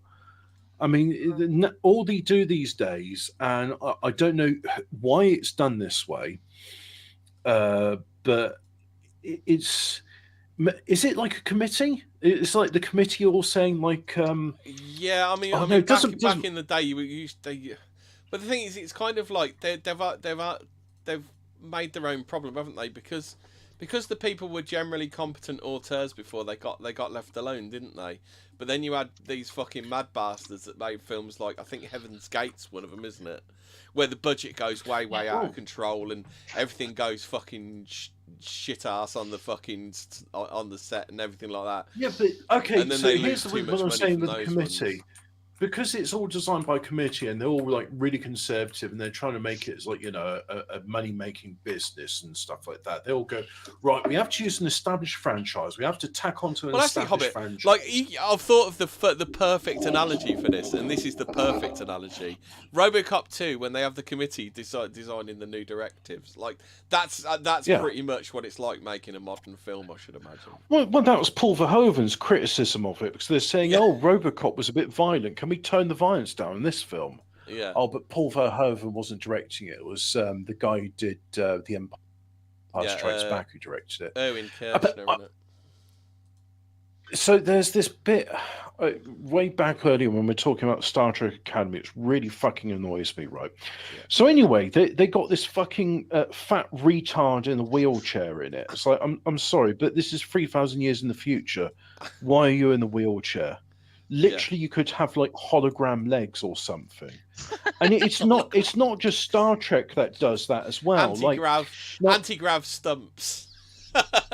You could you could like replace your legs with like some suspensor pods. That's or a good something. point. Why have they not got anti-gravity like braces or something? Why can't they at least have an anti-gravity fucking wheelchair, not a wheelchair? Yeah. But for example, now I'm not too familiar with this setting, so it doesn't matter to me. But I am familiar enough with Dungeons and Dragons to know having someone in a fucking wheelchair when it's like, oh, we've got to explore the evil wizard, who, by the way, he's really evil. Is this a handy capable dungeon I'm in? yeah, it's like, I'm sorry, but when you're crossing like the chasm that goes into the pit of lava with the skulls impaled on spikes, like, excuse me, where's the wheelchair accessible ramp to this chasm, which is the only way into the wizard's inner sanctum? So, oh, sorry, I didn't think of it. And then you get like health and safety executives going into the lair to just like have a word with the wizard and fine him. It's like, okay, well, get through my chasm then. You know, have you got a dungeon building license? But the thing which really pisses me off from that is like, in Dungeons and Dragons, you've got spells where you can resurrect people from the dead. You can heal major injuries, which includes like paralysis. Yeah. You can even transmogrify someone from one species to another. So you could transmogrify a fat retard in a wheelchair into a pigeon or something. Yeah. They don't have to be a fat retard who goes, Professor, I am like, I've inhaled my com badge. You've heard about that one, haven't you, Fraser? And there's another one. There's another bit. The fat turd in Starfleet thing. She goes, I've swallowed me cum badge. What? Yes. And it's like, look, Hammy. No. The com badge is not edible. But I was hungry. My sugars were low. I had to eat the com badge. Like, you did not have to eat the com badge. You can eat that com badge? No, you're not eating my com badge, Hammy. I thought it was chocolate. Yeah. Why would you give me some sweet drink? It's like, Hammy, you're here on a you are a military naval officer. You're one of Starfleet. You're one of NASA's brightest and best, Hammy. You can't eat the com badge. Your job is not to eat for 18 hours a day, okay? The replicator is going to limit you to 2,000 calories maximum. But that's torture. I need 8,000 calories a day to maintain my farm. I need to go and see my Ferengi human rights lawyer. And then just like, it's getting the replicator to give him the new com badge and he's using it. It's like, Mr. Transporter Guy? What? Can you transport me to the mess hall, please? Again? I'm tired and I can't move my legs. Or maybe I should transport you to sick bay so we can have a look at your legs. No, transport me to the mess hall. I need my sweet drink now. So Now, I've not watched this, right, but it's been explained to me, and therefore it's far more entertaining as explained to me, right? Yeah. So wait, hold on. Why are the fat people in the future? Why couldn't they just like teleport the fat away when they use a transporter? I'm going to assume that the consequence I've just got a sidebar. I've got a sidebar for 1 second. I saw a video the other day. I didn't watch it, but someone did a video. Do you die when you go through the transporter? Basically, yes. Yes. Oh, yes, really? Yes, you did. It's a destructive scanning process. Yeah. So. Well, you're being, your atoms are being split apart and like reassembled. You're dematerialized. Yeah. You're turned into information and you're rematerialized. Now, the thing which they never say with that is that could be a cloning facility, and you literally could. Yeah. I mean, there was like, even an episode... You ever seen The Prestige, Hobbit? You know, The Prestige? Yes. where the Henry Cavill... Great film. Spoilers. Have you not seen The Prestige? Oh, Hobbit, you need to watch that film. It's so So anyway, good. I'm not spoiling it. Watch The Prestige. You'll like it. Don't spoil it. In Star Trek Academy, have you ever seen Moon, by the way? You should watch Moon. That's an interesting film. Now, in Star Trek I saw Academy, the Tom Cruise one instead, but Oblivion. So in Star Trek Academy, I watched Oblivion. I was like, "This is Moon. This is Moon with shooty guns, with pew pew lasers." So in Star Trek Academy, there's a scene where the Academy is under attack because everybody's fucking incompetent, and it's just like, I assume the Cardassians are there to push their shit in. Yeah. And because even though Klingons and fucking female, morbidly obese female Jem'Hadar are now in Starfleet, but the Cardassians they're all because... So what's the law with Jem'Hadar? Like the females, have they never been seen in Star Trek or something? Haven't they? They've never been seen because they no longer exist. They purely exist as male clones that are genetically modified to well, we subverted your expectations there. You expected we'd follow the story. Well, we subverted your expectations. You thought we were going to give you a cheese sandwich. Turns out it's actually dog shit. It's like, well, I wasn't expecting much with this cheese sandwich, but you've managed to lower my expectations. It's like, I thought maybe the cheese would be limp and sweaty. I didn't think you'd go all the way to dog shit. In Star Trek Academy, where the writers they understand the concept of the teleporter, right? Because they have the Academy's under attack, and the drill instructor's like, computer, I identify as the computer. Yeah, so I identify as a person asking you if you would be so kind as to transport me to the barracks where the students are, if that's okay. Well, that is a microaggression, but okay, just this once. But we'll be speaking to HR afterwards. But you asking me to do such an ableist thing. So anyway, the transport, now 500 students have died by this time because you've had to convince the transporter that it's not a microaggression to be transported from one place to the other. Here I am, brain the size of a planet, and they just want me transporting people around. Yeah. So here it is. The transporters enabled you to do a sewer slide, as the youth call it. Yeah. And your cloned body has rematerialized somewhere else. Yeah. And these students who are busy dilating their axe wounds and also doing freestyle SoundCloud raps. Imagine someone's just had post-op trans surgery, goes through a teleporter, and it closes up the wound because it thinks they're injured. Or it puts your pee back on. Yeah, it's like, don't worry, we got a backup before your injury, so we've restored the backup version of you. Yeah. So anyway, they're busy there, like braiding their cornrows, styling their hair, doing SoundCloud raps, and dilating their you forgot axe to tell us wounds. about the trans Klingon, didn't you?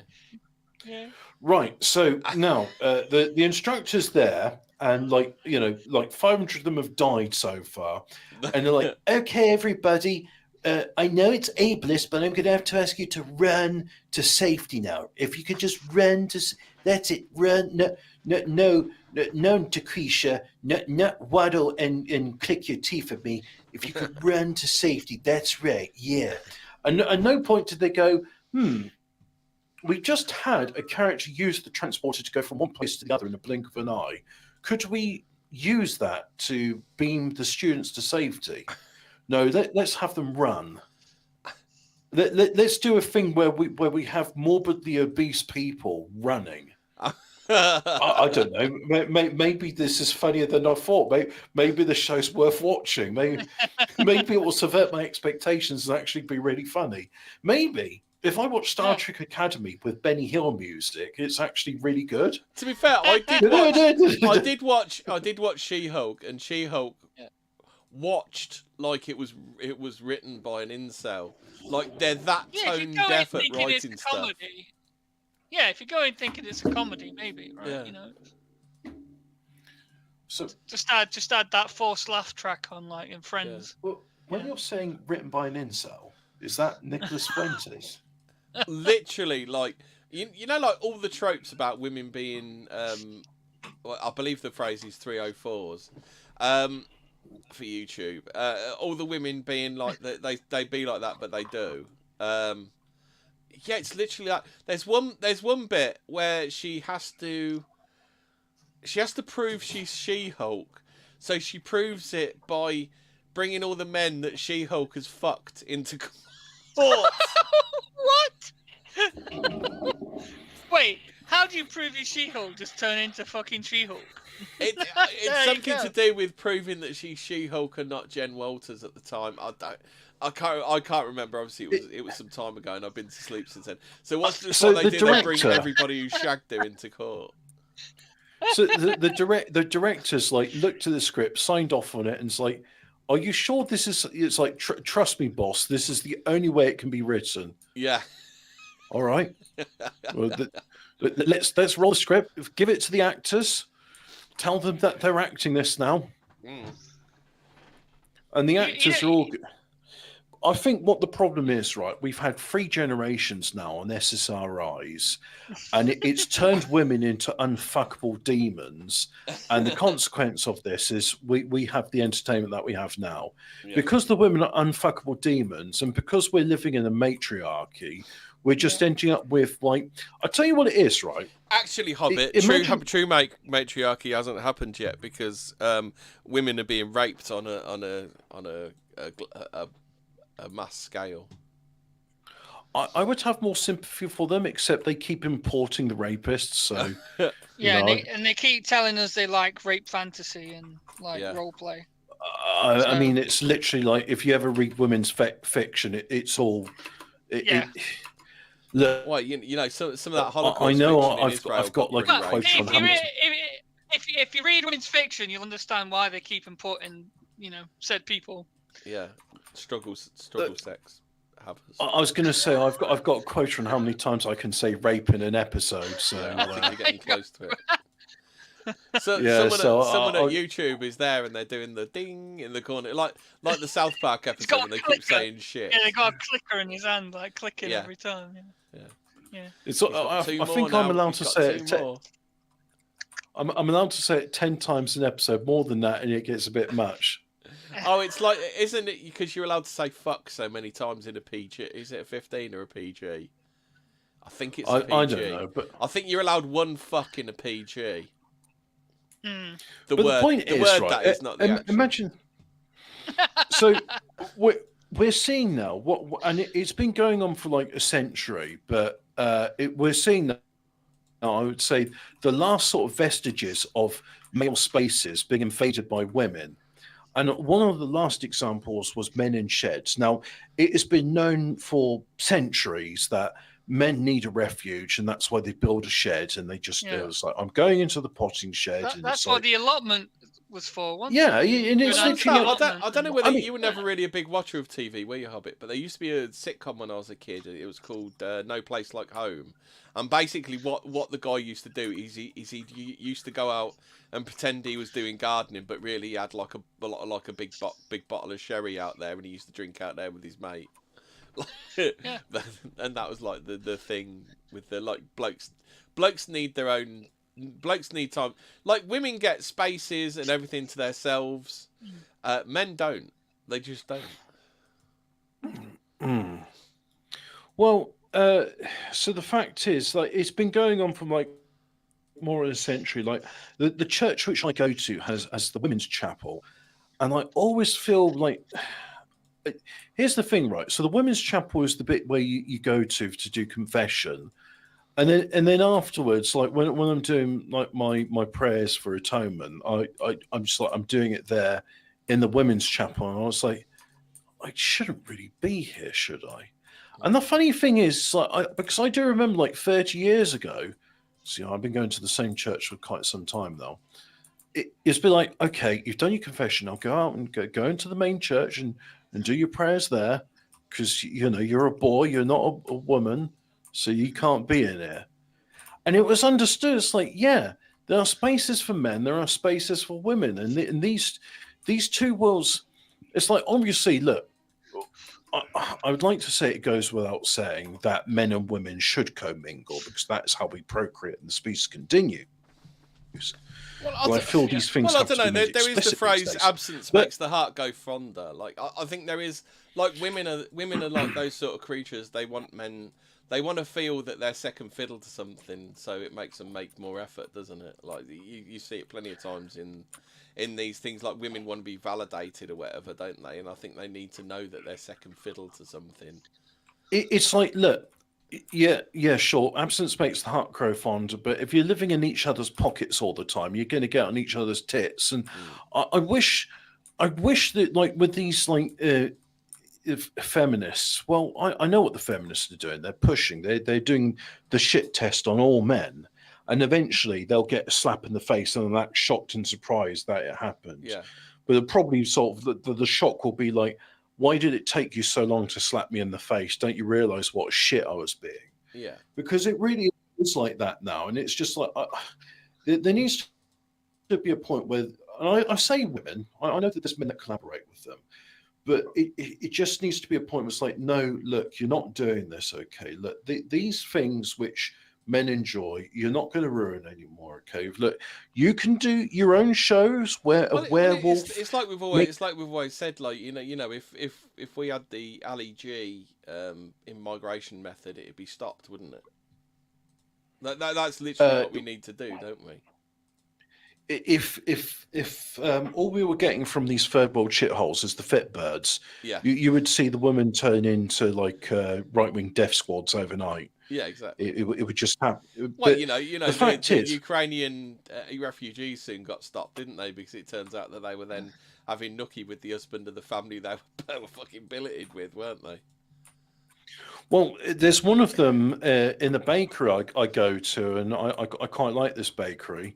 Yeah. And I said, "Oh, you Polish?" She said, "No, I'm Ukrainian." I said, "Oh, okay." And so I asked her a bit about her, and she said, yeah, and it's like, oh, okay, I don't want to know anymore. But she was, well, she is quite pretty, but at the same time, it's got that Slavic look to her. So, you know, I just Slavs don't do it for me. I know a lot of people say, "Oh, Russian women are very beautiful," and yeah, some of them are, but I think Finnish women. I remember Russian women in the 80s. They were built like fucking like the tractors right. they used to make in the factory, and then all of a sudden they become supermodels. Like, what the fuck happened? Yeah. No, that you don't understand. There's two types of. There's two types Russians used to keep those ones hidden, did they? There's two types of Russian women, okay? There's Olga, who's built like a brick shit house, and she could toss a cable with any Scotchman. Yeah. And then there is Ivanka, the ballerina, and there is no in between. That's true. And 9 out of 10 of them are Olga. Yeah, it's conspiracy. I mean, the ones you see, the supermodel ones, are like 1%. Oh, so it's the old switcheroo. They draw you in with the supermodel ones. They're the TV. They're the TV ones. Babushka comes out. Catfish. Yeah, they're just still catfishing you. That's it. Yeah. There was this thing where a guy was like, he was saying, I studied engineering because I wanted to reveal state secrets to a beautiful Chinese girlfriend. But the thing is, I'm not a very good engineer, so the state secrets are revealing were worthless. So it's like, he really went into it. It's like, no, like, It's like I know you're an operative for the CCP, but I'm still gonna tell you what you want to know. Did that guy? Is that how they built like the fucking Three Gorges Dam or something? Is that like one of the state secrets? It's gonna fall over. No, okay. Three Gorges Dam was the dam that collapsed. Hobbit. That's the joke that Fraser's made. Yeah. The B2's Spirit Bomber hungers for the Three Gorges Dam. Yeah. Yeah. But in conclusion, you see 3 generations of SSRI brain pills has turned women to unfuckable demons. It's resulted in this ridiculous, emasculated matriarchy where boys are... Is it kind of like the more men let women do their shit test, the more they carry it on? Like, they're like, literally, we're going to destroy society just to make you do something.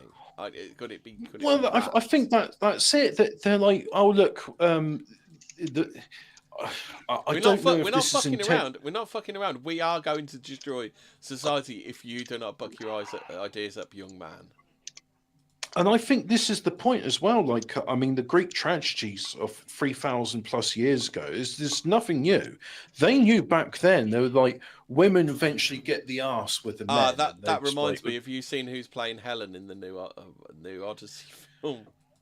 Yeah, some sub-Saharan African. So anyway, the Greeks knew that women. She'd be lucky to launch a dinghy that's just recently been repaired. She's not launching 1,000 ships. Oh, guys, can we just stop? Oh my God, this is ridiculous. There's something going on here, right? Yeah. Have you heard about these train derailments in Spain? We're now on the 5th one. All right. Well, that's saboteurs then. If I can address this point, are they jumping the tracks to attack Indians? I mean, we do know that the train is the natural predator of the Indian. Can we save that for the last 10 minutes? Because I'll get this story point here. done. It's just breaking news. The 5th train. I'll get this point right. Well, that can go in the Explain Mysteries segment. Yeah. So just to say this point, like the Greeks knew about this. So eventually, women get uppity and decide it's time to ruin civilization. And one of the ways they do that is they say they want to be included all male spaces and do the decision making and what have you. Yeah. And it always ends in tragedy. And look, read the Greek plays, or better yet, watch the Greek plays be acted out by proper actors. But don't watch the Odyssey when Christopher Nolan brings it out. Like I say, watch the real Greek plays done by real Greek actors to see what will happen, which is basically just wouldn't get the arse, and they sort of do this thing, and I think they're doing it now where they're just like, right, well, the bread and circuses, let's see, well, the bread is all poison, so that's why people like Airsoft Fatty have got a fat forehead slope, and the circuses, well, the circus has been replaced with absolute fucking shit.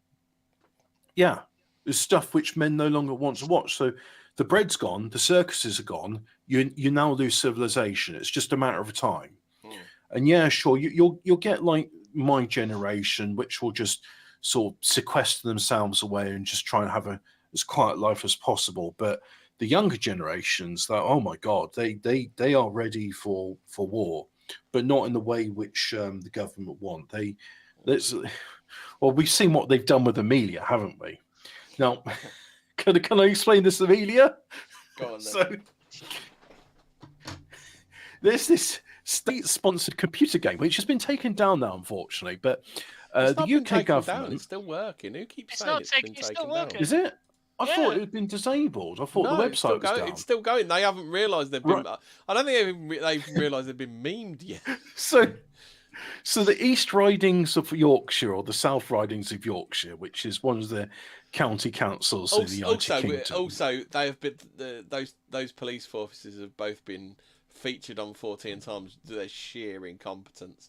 That was the same police force that investigated the Yorkshire Ripper and let him go multiple times. Right, so this very same police force, they have commissioned a computer game, so state-sponsored propaganda. It's called Pathways, and you follow the life of Charlie, who's either a boy or the girl, and basically, you're I going to think university. the they them stuff in it, I think that's just lazy programming. I wouldn't read too much into that. It's literally just a case of like, look, I'm not writing two sets of dialogue, so Yeah.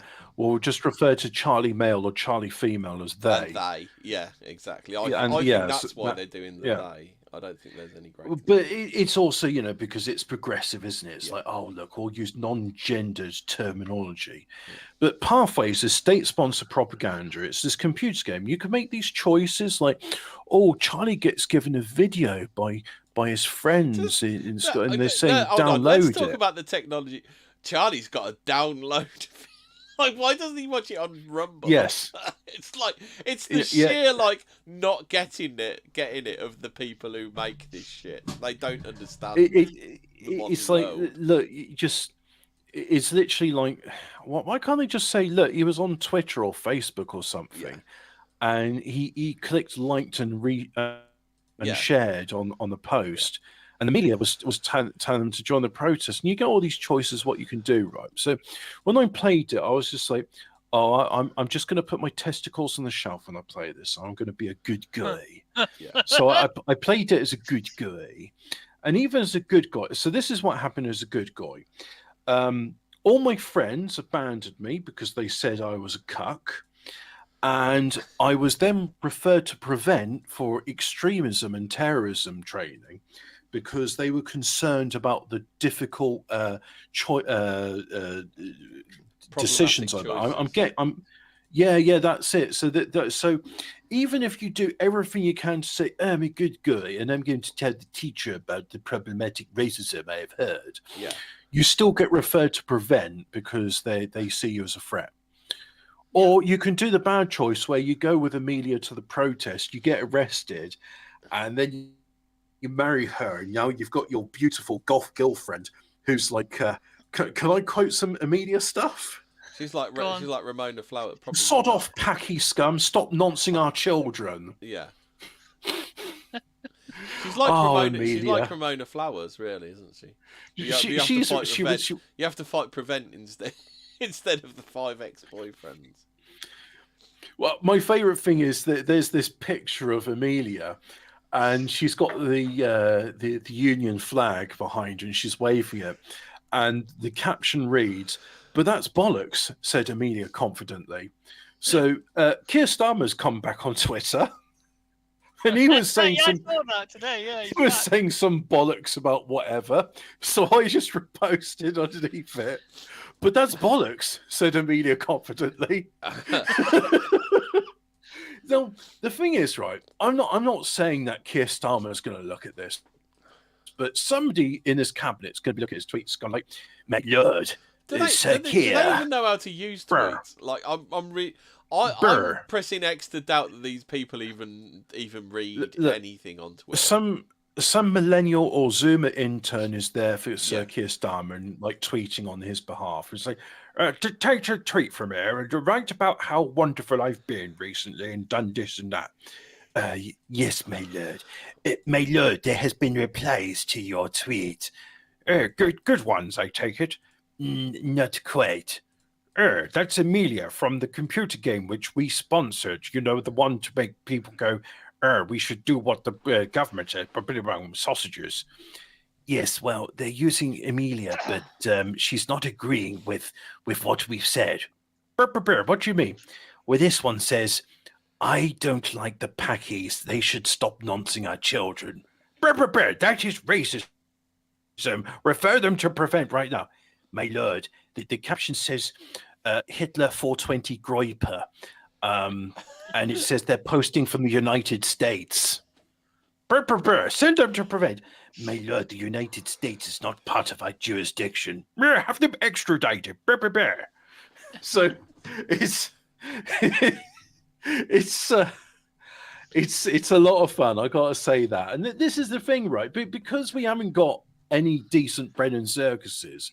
Actually, Hobbit, while we're talking about, should we talk about like unintended readings of films? Like we can talk, because that's literally what Amelia is, isn't it? It's much like They Live, Amelia, which is only about Reaganomics, nothing else. It's not about anything else.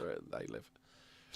But that's the thing, you see, with all this stuff, it's like we have to come up with our own entertainment. So, yeah, of course, people took this Amelia and they turned her into an absolute waifu, and I love her. It's like, but it's how the left think, though. The left aren't very good at thinking, are they? Because, a couple of shit libs came up with Judge Dredd, and they go, look how evil Judge Dredd is. There's literally this mega city tearing itself apart. And do you know what? He fights crime there. What an evil dictator he is. My favourite thing with that is both during execution. How bad is that? Yeah, evil. It's like, no, you're not supposed to you're not supposed to sympathise with the evil character. It's like, but why did you make him sympathetic then? No, you're not supposed to sympathise. It's the same with Alan Moore and Rorschach, isn't it? Like, no, Hecarino, don't sympathise with the man with morals and standards, and then he won't change his morals and standards. Bro, you don't understand. He's the villain of the thing because he's mean to racists. And he's mean to paedophiles. He's killing these poor people. Or just down on their luck. He's killing the paedophiles. He's bad. You should. It's bad that you like it because he's bad. I made him bad. Why don't you understand? He's bad. So again, I think it's that Tolkien thing of RoboCop's another one. Like Paul Verhoeven. Like, I love the way Paul Verhoeven doesn't get it because he doesn't get it in a really, really good way. Does it? Well, that's what makes it so entertaining. But look how evil the humans are defending themselves against the boogs. I got to say that RoboCop is High Plains Drifter, but with cyberpunk theme. Yeah, absolutely. Yeah, it's a western. Yeah. I think that's one of the readings that people generally like highfalutin critics. They want to just go into all this other stuff, but it really is a revenge western. That's what it is. Mm. Yeah, and it's like, so the thing is, we have to come up with our own entertainment, but it's a lot more fun that way. And again, sort of circling back to Judge Dredd and RoboCop, the fact is, as Tolkien says, the evil can't create; it can only destroy and corrupt. And I think it's the problem with the left. They don't understand because they don't have the presence of mind to understand that these characters who they go, oh, well, these are the bad guys, and everyone would agree with me that they're bad guys. And people go, oh, this bad guy you just created, he's really cool, isn't he? No, he's not really cool. No, he's not the hero. No, you're not supposed to sympathize. Why don't you understand it? You're media illiterate. It's like,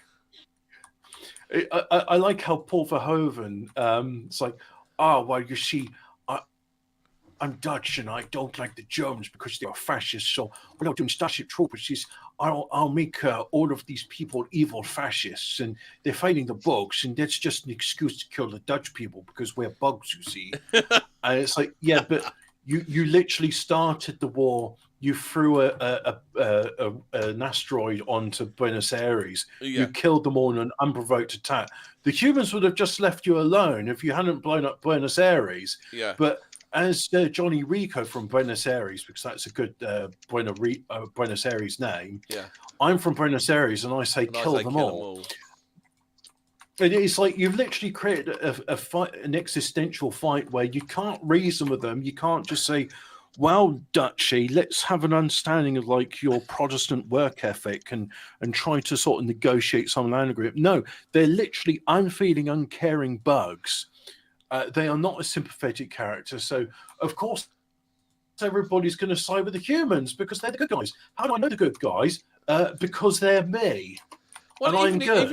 Even if they're not the good guys, all they're doing is defending themselves.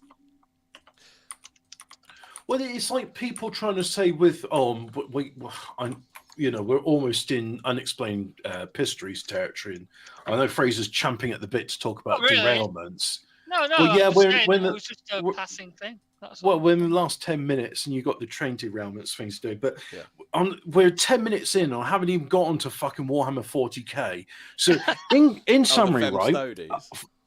for the past 40 years, the Brotherhood of the Custodes, which have been the Brotherhood because they're the brothers. Because, Brotherhood, Hobbit. Because spoilers, it turns out men of the Imperium are stronger than women, and you need the best for the best to be the Emperor's own bodyguard. Yeah, but what if one woman was as strong as a man? That has completely derailed your whole argument there, Hobbit. Yes, but that is as likely as me asking you, what if you hadn't had breakfast this morning? How would you feel? I've seen the left-wing arguments. That derails your whole argument, because I can find one woman that is stronger than one extremely weak man. Yeah. So congratulations, you found that a 70-year-old European woman has a stronger grip strength than the average Indian male.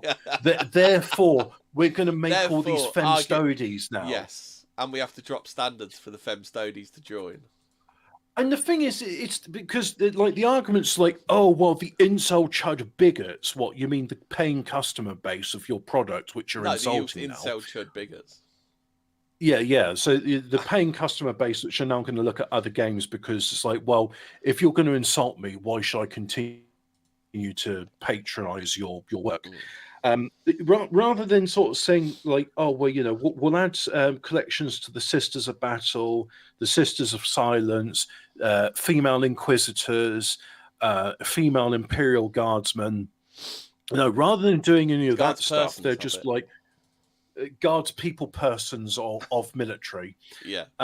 So rather than doing any of that stuff, rather than just like, working with the established law and then sort of say, well, look, the Sisters of Silence, if we're going to talk about like people that are really close to the Emperor, isn't this actually like emblematic of the whole thing? Like Games Workshop allegedly have nothing else to rip off because there's no new decent content for them to borrow. Yeah, but the thing is, the fans have for years, and myself included, it's like, could you please add something to the Sisters of Battle? Could you please add something to the Sisters of Silence?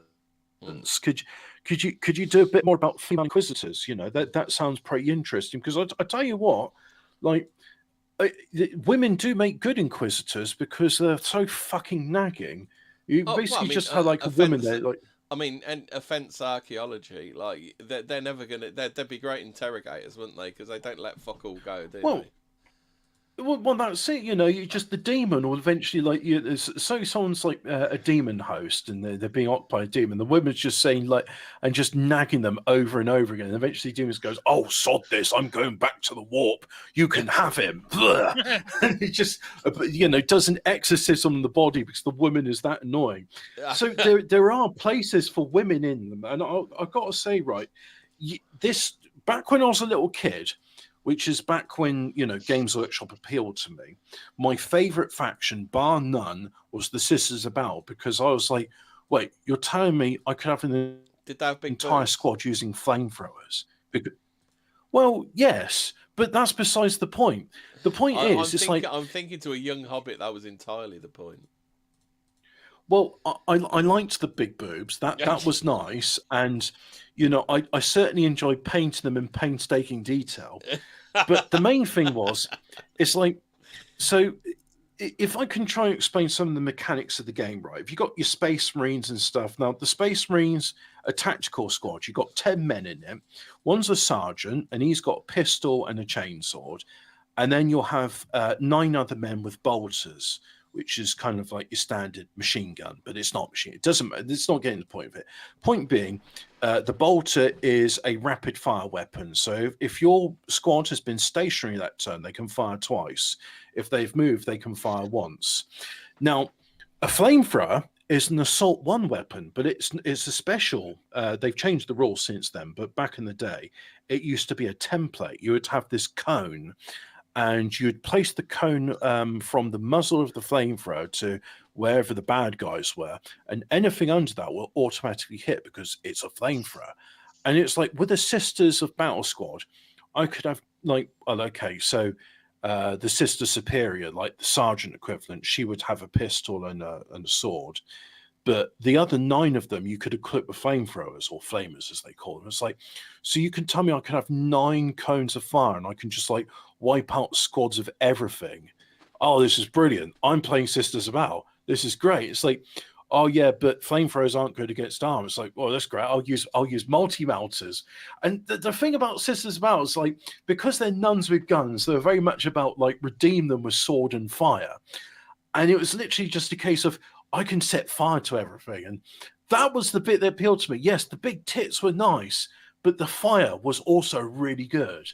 Well, that's the thing. So women aren't going to do melee fighting. They ain't going to go in there with the chainsword, are they? And rip heads off and stuff like that. So they do have to have a more. So they do need like a more effective weapon, don't they? No. This is what I really like about the lore of them, because they would have Seraphim squads, which had jetpacks and bolt pistols, but they would also have Sisters Repentia, and the Sisters. Oh my God, the early models of that. They were naked, but they had purity seals put in strategic places so that parents wouldn't get too concerned. And the Sisters Repentia, they were basically, because it's grimdark, they were given combat stimulants, but the combat stimulants make them more sensitive to pain, but also means they can shrug off like mortal wounds that would kill people. And they would be given close combat weapons like chainswords and electric whips and stuff like that, and they would go against these horrible monsters of all sorts of the place. And because they were Repentia, they were nuns which had somehow failed their abbess in a way that's like, okay, you're now in punishment detail. And it's like, you understood that those nuns wouldn't live very long, but that's their repentance. And the thing is, it's like, with the Sisters of Battle, they weren't super soldiers like Space Marines. I mean, they were trained to a very high degree because they are a monastic. Well, are nuns a monastic order? I think that's the right term. It's just the fact is they had supreme faith, and the faith actually acted as a shield. So there would be times where like your sisters would have taken a mortal wound, but you could re-roll it. And it would be an act of faith where basically your belief in the Emperor means you would have shrugged off mortal wounds. And they're the great fight against demons as well, because they're great witch hunters. And it's just, they were a really fun faction. And rather than carry on with that, this DEI money, because Games Workshop was Judas and has taken the 30 pieces of silver, they're just like, nah, let's not expand Sisters of Battle or any of the other female factions we've got in this, or, the much neglected Dark Eldar. No, let's just make Femstodes, because that will really piss people off. And it is literally like, this is the bit where I know it's a women's shit test, right? It's literally just like, okay, so what's the coolest faction you got here? Space Marines. Make them female, make them gay and lame. If we do that, there'll literally be a revolt, and they'll be like, sorry, there'll be very autistic neckbeards who will find your name and your address, and they will eviscerate you with a life-size replica of a chainsword. Because believe me, here's a video of one of these neckbeards, and they've made a real working chainsword. They will use it on you. So, the executives from Amazon or wherever the money's coming from is like, what can we use as a door wedge to get the female Space Marines? We haven't done much with the Custodes for a while. Do it. Make them gay and lame. And that's their thin edge of the wedge.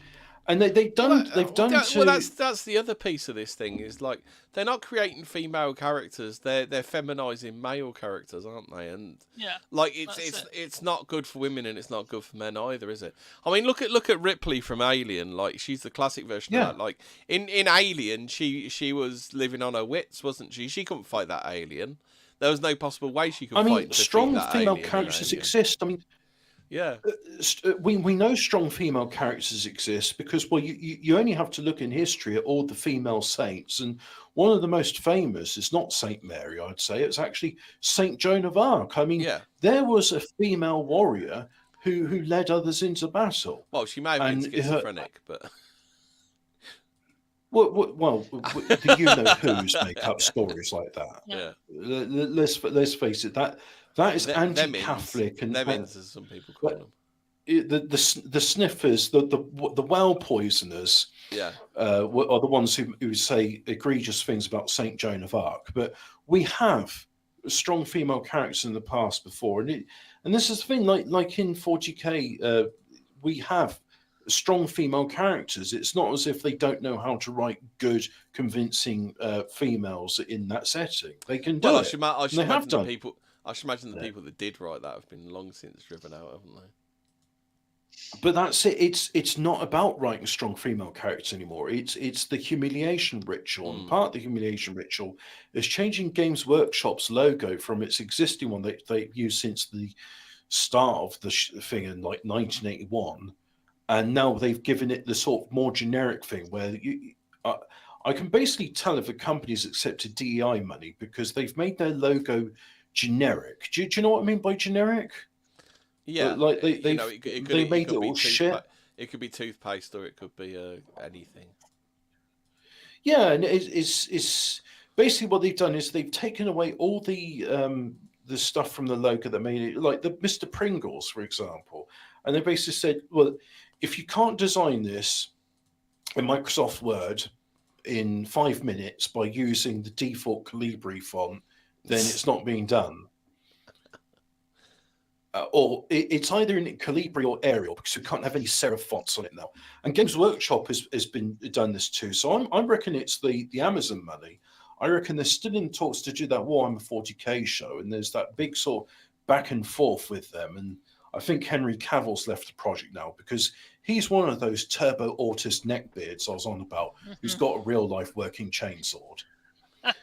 And so he's been booted from as well. Yeah. Well, yeah, exactly. He's been booted from the project. He's not a proper autist who just literally reads until he gets his own way. Like, he needs to be a proper turbo autist, doesn't he? He's like one of the effeminate turbo autists, isn't he? Like, well, no, he was proper Chad turbo autists always get their way, don't they? Like he was on The Witcher, and every time the director says, "Okay, we're doing this thing," which was never in the game, be like, "Well, look, I've read the book in the original Polish, and I've got 15,000 hours in The Witcher 4, and was it The Witcher 3?" Yeah, but he didn't change much. And I can tell you that Geralt. Yeah, but he didn't actually change anything. It was still woke garbage. Well, that's the problem. You see, he was fighting tooth and nail to be like saying, "Well, look, Geralt wouldn't do this. This is how he is." Yeah, but the argument there. No, Hemi, just think how bad. Wait, Hemi, just think how much worse it could have been if he didn't fight. Yeah, but it was still shit. Yeah, like he didn't. It was. I know it's still shit. Whatever it was, it was a Pyrrhic victory because it was still shit. Like I watched the first 10 minutes of it, nearly fell asleep and turned it off. In spite of the efforts of Henry Cavill, nearly isn't though, is it? You still in spite of the efforts of Henry Cavill, long enough to turn it off. I stayed awake long enough to turn it off. That's how long I stayed awake for. So, in spite of the efforts of Henry Cavill, the fucking spiteful women, great efforts by Henry Cavill. You just the third generation Prozac witches are still going like, no, we need to make it gay and lay. Who got driven off the show? Hobbit. This is something which 12-year-old boys enjoy, and therefore we need to make it gay and lay. And you know what? Yeah. You can do that. You can probably do it for like a couple of years, maybe a couple of decades. But eventually you'll get to a point where the boys go, yeah, you know as Dom Elfkicker said, weren't the Sister Battle not enough? We need super femdoms. So it will get to a point now. Yeah, Hobbit, you forgot earlier that Starmer thinks Adolescence was a documentary. Documentary. Well, that's because that's what he wishes it to be. The propaganda is a documentary. As far as Dom also said it would be like The Worm That Turned by the two Ronnies. Do you remember that? Where they lived in a female society. But that eventually the worm will turn. Eventually the 12-year-old boys, when they got no entertainment for themselves, they would make their own entertainment. And when they get like visited from Prevent because they made like Space King, and they made their own Space King battle, and they're sent to Prevent because they're extreme right-wing terrorists for playing a fucking miniatures game. They're going to grow up. They're going to be radicalized. They're going to find out where these Amazon executives live, their names and addresses, and they're going to do what Dragon Energy suggested, which I disavow. Yeah. I disavow acts of violence, but eventually, if you want to see a vision of the future, just look at some of the Greek tragedies, like when Athens was ruled by women, and then it got invaded by Persians, and all the women got raped. They got raped by Persians. Rape. Yeah, but I don't debate. I just rape. Rape.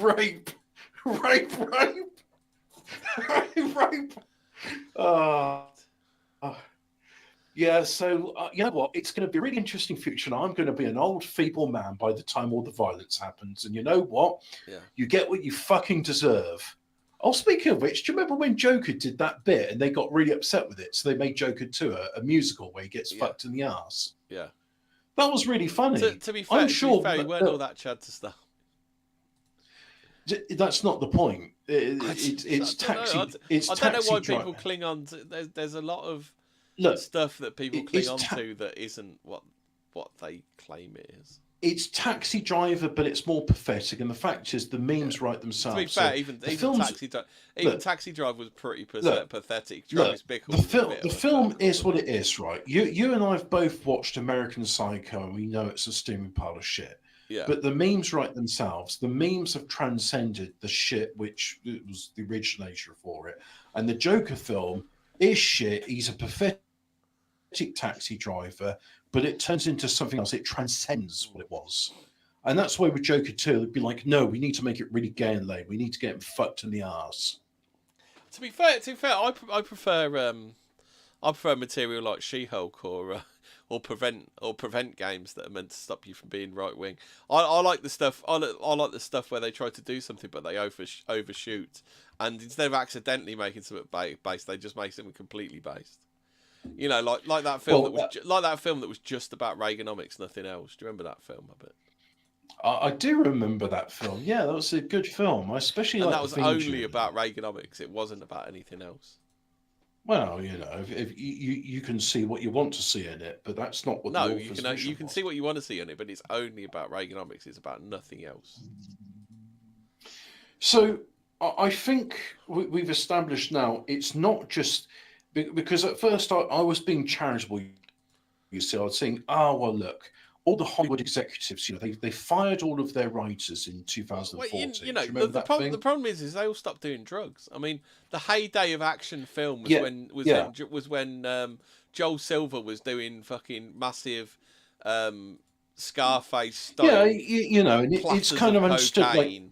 Like certain performers, they take steroids, others take cocaine, and if Hollywood was a lot better when the cocaine was coming from Pablo Escobar. Yeah, but I got to say as well, I think it was 2014 or 2015 where all the screenwriters, you know, the Film Actors Guild, all the writers were sacked. Yeah, all the members of the Film Actors Guild were sacked, and then you had to get in new writers, and the new writers, they don't know anything. All they know how to do is charge their phone, eat hot chip, and lie, and they suck at writing. They really suck. And then Hollywood went like, look, nobody watches the producers. What if we all just make Springtime for Hitler and scam our investors over and over again? And I don't know how they do it because, you know, it's been like 10 plus years of scamming the investors over and over again. And there's no profits in any of these fucking films because they're all dog shit. And then they go to the investors and go, look, I know the previous 150 times I've come to you. No, sorry, 109 times I've come to you. They've all flopped. You've not had any return on your money. But this one's a surefire hit. So that new audience, new audience, the new beige audience, they're going to come along any second and they're going to fucking lap up everything we make. They're going to pay $30 for that cinema ticket. They're going to pay for the $28 bucket of popcorn. They're really going to love this film. Let me pitch it. This film is called Springtime for Hitler. It's a musical. It's brilliant. Hitler gets fucked in the arse. It's what everyone wants to see. There's going to be 90 minutes, and we're going to show the penetration go on as well. There will be cum shots, but that will be off screen because we can't get that past the film censors. Yeah. But there will be 90 minutes of full-on penetrative gay anal sex in Springtime for Hitler. It's a surefire hit.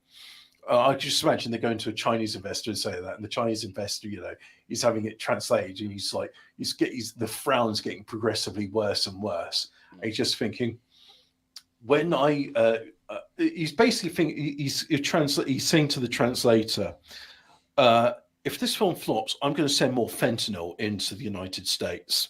And the translator says, yes, we are interested in investing in your film, Springtime Hitler. Yeah, that's how it works. That's how this. I've cracked the code. We solved the conspiracy, guys.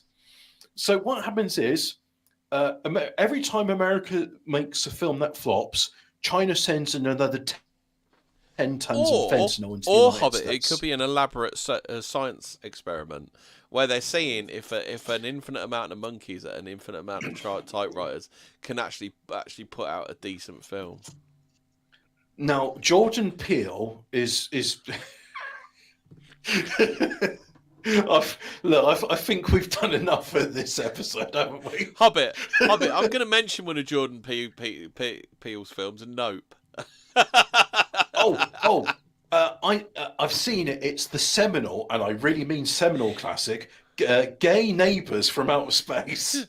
I turned it off because I'm like, this is fucking garbage. That's about the only Jordan Peele film I've ever seen. Because the rest of them all are literally called I Hate Whitey, aren't they? Are you telling me you've seen Gay Neighbours from Outer Space? I got about 3 minutes into it. I saw the remake that was called Nope. Oh, well, I've seen Gay Neighbours from Outer Space, and it is a seminal classic. And that's why I turned it off after 3 minutes. I was just like, I'm not watching this gay shit. Yeah, I did the same with the remake called Nope. This is just a Joker getting fucked in the ass for 19 minutes. I was like, Jordan Peele's right. Nope is what I'm going to say about this film. And me watching any more. Where's the plot in this? It's just a hairy man ass getting fucked for 19 minutes and a close up of the penis going into the anus. I don't want to see this. Oh, what? Because you're some sort of bigot? No, because it's disgusting. Oh, yeah. Bigot. Yeah. Oh. Have you seen Idiocracy? They could have got at least got Lady Gaga's hairy penis, couldn't they? Have you ever? Well, Michael Obama ones would be a good one in there. Have you seen the film, which was the blockbuster? So in Idiocracy, there's a film in the cinema, and it's the blockbuster release for that summer, and the film's called Ass, and it's just 90 minutes of a camera on a man's ass, which occasionally farts. Yeah. And it won like 19 Oscars that year, including an Oscar for Best Screenplay. That to me would have been better than watching Nope. Well, yeah, and this is the thing, you see, but back in 2005 with Idiocracy, it'd be like, oh, well, if I just say like the best film in the future was a film called Arse, which is 90 minutes of a man's arse on the screen and nothing else. And you're thinking, that's so dumb, that would never happen. That's obviously parody. And then you see the fucking shit that's on today, and you'd be like, oh, can we see that arse? That looks like quite high. How far away are we from using Mountain Dew in agriculture? Well, how far are we from watching a brand new All My Balls? Because All My Balls sounds quite interesting. Well, it's time for a brand new All My Balls. There is, I believe that we're not that far away from. I don't think we're actually. Speaking of science fiction films that we enjoyed as kids, I don't think we're that far away from like a real life Running Man. I don't think we are. Yeah. Logan's Run. When? Except it's not going to be Logan's Run, obviously the film version, not the book version. Hobbit. Yeah. Well, maybe we'll be living in the book version. you know. But I don't think we'll be living in the Running Man. I do think it was future. a good idea that they substituted a child for Farrah Fawcett when they made the film. Yeah, they weren't going to do the book. Even in the 70s, when the Dutch and other people have like child pornography in their national theatres, they weren't going to get away with Logan's Run being like the book version. They had to adapt it. The Americans, even in the 70s, the Americans were a bit more conservative than that. Yeah. But I don't think we'll have the Running Man future. I think we'll have the Shuffling Man future, because can you imagine someone like Big Matt trying to run? Or Hammy trying to outrun it. Herf, herf, herf, herf. Or Foodie Beauty on a Raj chariot. I want to see Foodie Beauty climbing a ladder to escape from Dynamo. To escape from Jesse Ventura. Do you think they could lure Jesse Ventura out of retirement to actually do the real life Running Man? Have you seen he's turned into a bit of a I don't think I can use the word on here. A bit of a bundle of sticks. You mean? Oh, I thought he turned into a Dances with Listerine, because when I last saw him, it was like, "Hey, Hoya, listen here, Alex." He's going along to the ice protest. He's being a bundle of sticks. Hey, Hoya, this is Nazi Germany. Hey, Hoya. Well, when do? I'm gonna pull on the uniform and I'm gonna go and kick his ass. Oh, listen Captain. here. Oh, it's Captain Freedom, isn't it? Captain Freedom. This isn't the United States I fought and died for. This is Nazi Germany, Alex Jones. Yeah. I used to be a senator, Alex Jones. They're feeding up my balls. He did actually say, "I'm thinking of becoming a senator again to stop all this." Hey, look, as much as I'd like to How old carry is on he with now? this... He must be like 900 years old. Well, I'm pretty sure he was old as fuck and bald when he was in Predator. Guys. Yeah. He was old as fuck and bald exactly. when he was in Predator, weren't he?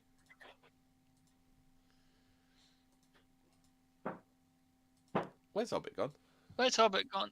He gone for a poo. I don't know. He just said he had. To Yeah, go, but probably, as you were saying, like Jesse Ventura was like old as fuck when he was in Predator. He Exactly. was like bald in that, weren't he? It's fucking ancient. So like, is he not dead yet? Just, I'm surprised. You've seen him these days. He looks pretty odd. No. Doesn't he? Does he? I'm seeing. Yeah, him now. he's embraced the baldness, but he's got like the skullet. Oh God. Oh well. We'll wait for a Hobbit. Yeah. Anyway, these derailments. What the fuck's going on in Spain? Then? No, I don't know. I just saw it and I was like, what the fuck's going on? Hopefully there'll be a bit more. I woke up this morning and it was 3. Yeah, well, I woke up this morning and it was 3 trains, and then by mid-afternoon it was 4, and now it's 5. It's like, what's going on? Is it like that Stephen King film, Maximum Overdrive, where they're just jumping the tracks to try and kill Indians? Because we do know the train is the natural predator of the Indian. The trains have had enough. They're fucking. Yeah, they're jumping the tracks. They're not taking it no more. They finally had enough. Was one too many, train rides have been defecated upon. They've had one too many blocked toilets, and they've had enough. Yeah, that's. They're out of here. They're fucking, Yeah. Kill on sight now for I don't know. No, it's just. When you have 5 trains derail in like the span of a week, it's kind of like. I remember thinking about 10 years ago, maybe 15, like the world had lost its mind, because do you remember there was like that there was loads of stories about just like women that had killed their kids, and I was thinking like, this is like fucking end of day stuff. There's something fucking really wrong with this planet. Well, either that or Spain has now officially become a third world country, and it's like. It could be. Well, yeah, if your infrastructure is failing so badly. Indians getting selfies Yeah. in front of... Oh, dear. Oh, yeah, so, I don't know. Donald Trump's lost his mind. I mean, what is all this stuff about Greenland? Well, I don't want to say, because you'll be like, oh, wow, that's just crazy. You'll be then. like, fucking calling Candace Owens up to fucking... Yeah, Candace Owens. Yeah, like, can you have some sense out of this? Like... Yeah, exactly. It's like... well, you want my... let me get my tinfoil hat, shall I? Go on then. So let's go full. Let's go full Candace. You can have your full Candace Owens moment, Fraser. Right. Okay. So Greenland. What's in the north? Right. Oh, you're the Stargate. That's what you're going to say, aren't you? No, that's Hobbit. Oh, okay, mine is there's a certain book in the Bible. It's called Revelation, and in there it's all of the earth, like the nations, the sand of the sea will be, called upon by Lucifer to, through deception to fight the camp of the saints. And oh, is this why I saw Connor's got a video out saying is Camp of the Saints a prophetic? Is it prophetic? Well, I mean, all the old maps had the center of the earth. There was it was free of ice, and there was continents there. Black Rock, the Black Rock, Mount Meru, whatever you want to call it. Black Rock. Is that what Black Rock's named after then? The Black Rock. Yep. That's correct. Supposedly the highest point in the world is there. So, but yeah, no, I don't know. It's like many people think that's where the final battle will be, like in the north, around the camp of the saints, New Jerusalem when Jesus returns, kind of thing. And Saints Little Season kind of group. That yeah, so that's the tinfoil hat thing. If you're not a Christian, I suppose. Oh, okay. It is a bit weird how they're desperately obsessed all of a sudden, considering it's been like 250 years. But I have to go into the whole thing about America being like 1776 was when, Satan had been released from his pit, and it's been 250 years, kind of, I'd have to go into all of that again. But yeah, I don't know. It just seems weird that Greenland seems to be maybe they're just getting people ready to, oh, well, tell us it's the Russians. We're going to fight the Russians in Greenland. And the Russians will tell their people that they're going to fight the Americans in Greenland. And we're just fighting on the same side against aliens or something. Because that's the whole other thing, isn't it? The whole alien thing recently with the Bank of England saying, oh, the stock market's going to collapse if we tell them about aliens. Well, there's all the disclosure going on in America as well, isn't there? Well, that's it. That amount of that's just an excuse. But that amount of disclosure could be that they're trying to warm you up to it by the government admitting it. Speaking of aliens, have you seen that Chance Wilkins, Cyrax himself, is going to war with ice personally? Yeah. Yeah, he's saying isoterrorists, and you can just kill them, and it's like chance. Considering how many encounters you had with the police before, have you seen the Cyrax arrest video? Yes, I have. No. So look, he's not the brightest of people, but.